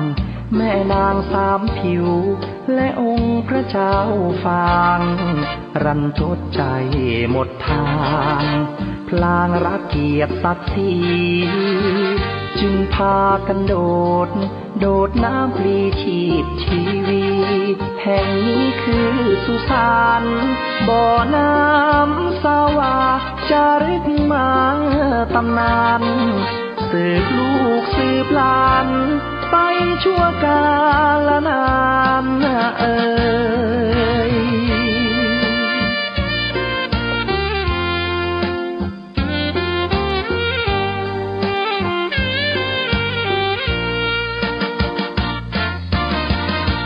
กษัตริย์กรุงอังวะใส่แล้วอยากยนชมสุดโทธรรมราชาหรือไทยตรงระดมยกทัพชิงนางแม่นางสามผิวและองค์พระเจ้าฟางรันทดใจหมดทางพลางรักเกียรติศักดิ์ศรีจึงพากันโดดน้ำพลีชีพชีวีแห่งนี้คือสุสานบ่อน้ำสาวาจารึกมาตำนานสืบลูกสืบหลานไปชั่วกาลนาน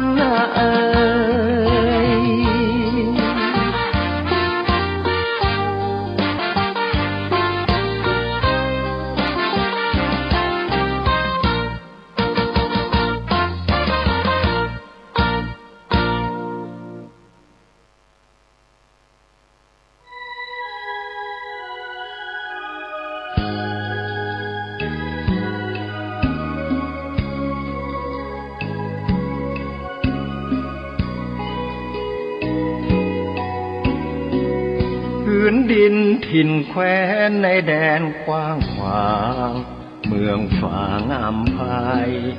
เลิศล้ำวิไลชวนให้ใฝ่หาทุ่งขาวเนาไพรหากใครได้มามวนใจนักหนาได้มาแอวเมืองฝางชุ่มเย็นช่ำล้ำเที่ยวทำตับเต่าแดนเก่าโบราณเรียบเลาะลำธารเที่ยวดอยอ่างคางเขื่อนน้ำแม่เมาเยี่ยมชาวบ้านอย่างป่าคาดอยลางกลางถ้ำผาพึ่งพันนาป่าสวยน้ำใสน้ำใจสะอาดเมืองฟางธรรมชาติเสกสรรปั้นมาหลากพื้นเผ่าพันธุ์ร่วมกันพร้อมหน้า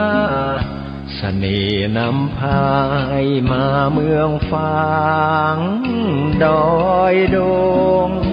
หน้าแดนแห่งนี้มีชื่อเมืองฟางท่ามกลางลมหนาว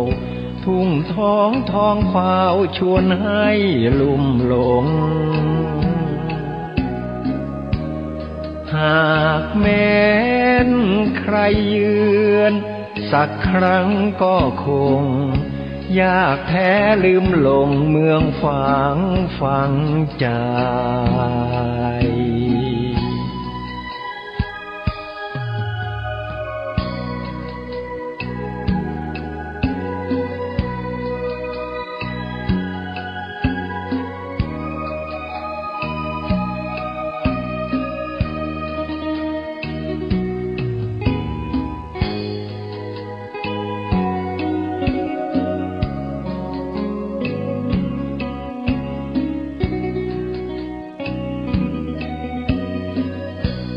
ป่าสวยน้ำใสน้ำใจสะอาดเมืองฟางธรรมชาติเสกสรรปั้นมาหลากพื้นเผ่าพันธุ์ร่วมกันพร้อมหน้าเสน่ห์นำพายมาเมืองฟางดอยดงหน้าแดนแห่งนี้มีชื่อเมืองฟางท่ามกลางลมหนาวทุ่งท้องท้องขวาวชวนให้ลุ่มหลงหากแม้นใครเยือนสักครั้งก็คงยากแท้ลืมหลงเมืองฝางฝังใจ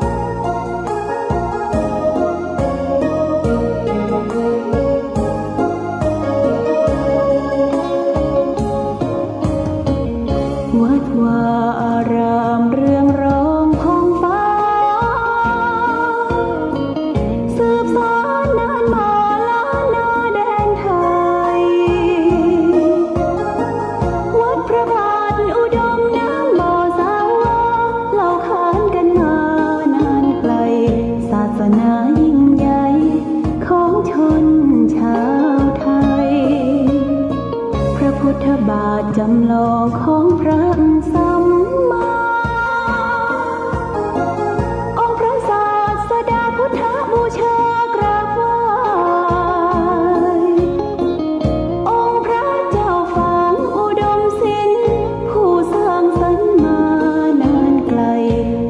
ดมก้องไปสมในฉายาก่อนเป็นวัดร้างโบราณสืบสาน2524พระมหาราชครูเกษราปัญญาปรมาติกาจารย์จากวัดดับภัยเชียงใหม่สืบสานเวลาผ่าน131 ปีนานไกลวัดพระบาทอุดมรุ่งเรืองงามตาเจ้าน้อยบุญธาวงศาคาหลวงปวงเชียงใหม่ปกครองหัวเมืองฟ้าทุ่มเทแรงกายแรงใจทุกชาติพันธุ์รวมใจรักษามัคคี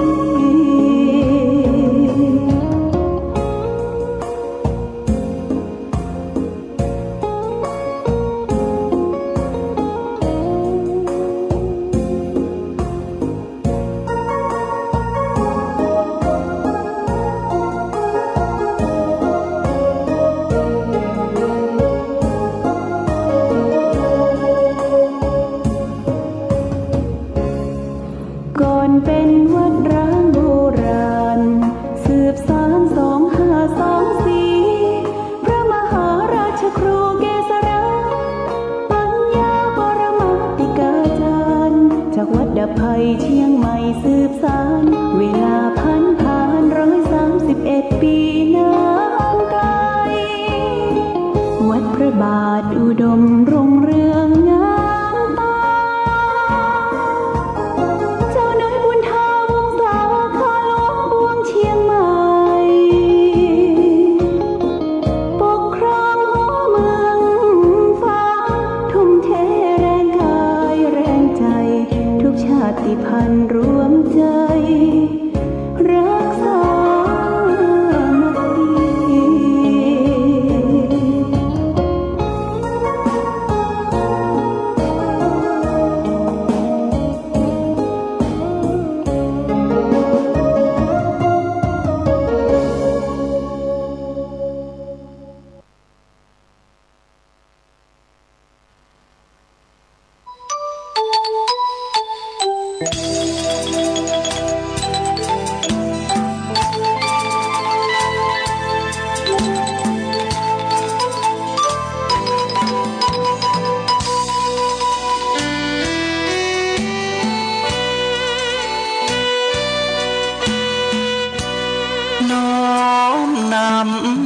ตำนา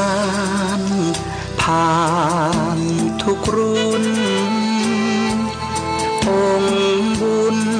หลวงพ่อแก้วทันตะจิตโตมีบุญญาบารมีมากโคมีพุทโธเป็นที่นำทาง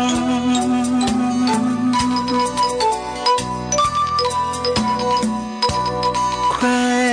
นแดนกำเนิดเกิดมาบ้านสันป่าคาอำเภอแม่อายตำบลแม่สาวของเมืองเชียงใหม่แดนในทินเนื้อลานนาจิตใจผ่องใสเป็นทุนมีการุณมีจิตเมตตาใฝ่หาธรรมะน้อมนำ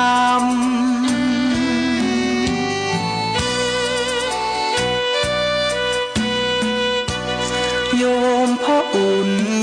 แม่ปอมาหิงสาบิดามารดาผู้เลี้ยงดูเส้นทางธรรมน้อมนำคำชูเดินสู่เส้นทางของผ้าเหลือง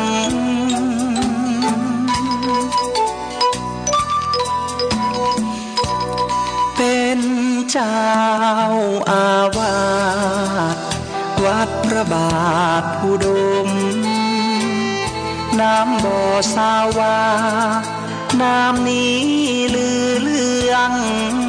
เป็นเจ้าคณะอำเภอพัฒนารุ่งเรืองฟู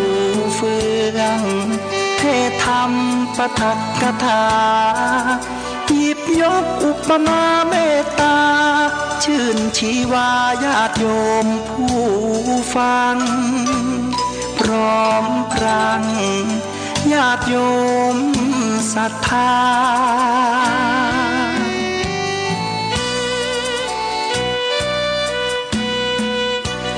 หลวงพ่อแก้วได้รับพระราชทานสมณศักดิ์เป็นพระครูสุจิตานุรักษ์นามผู้พิทักษ์รักษาจิตด้วยความดี แห่งนี้เป็นพระนักปกครอง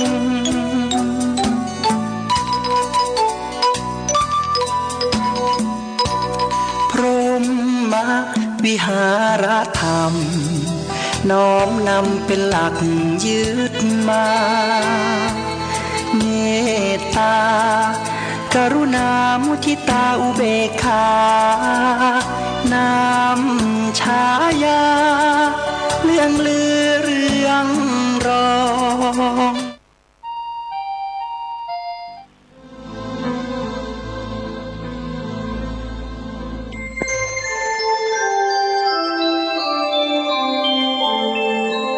ขณะนี้ท่านกำลังฟังสถานีวิทยุกระจายเสียง FM 104.5 เมกะเฮิรตซ์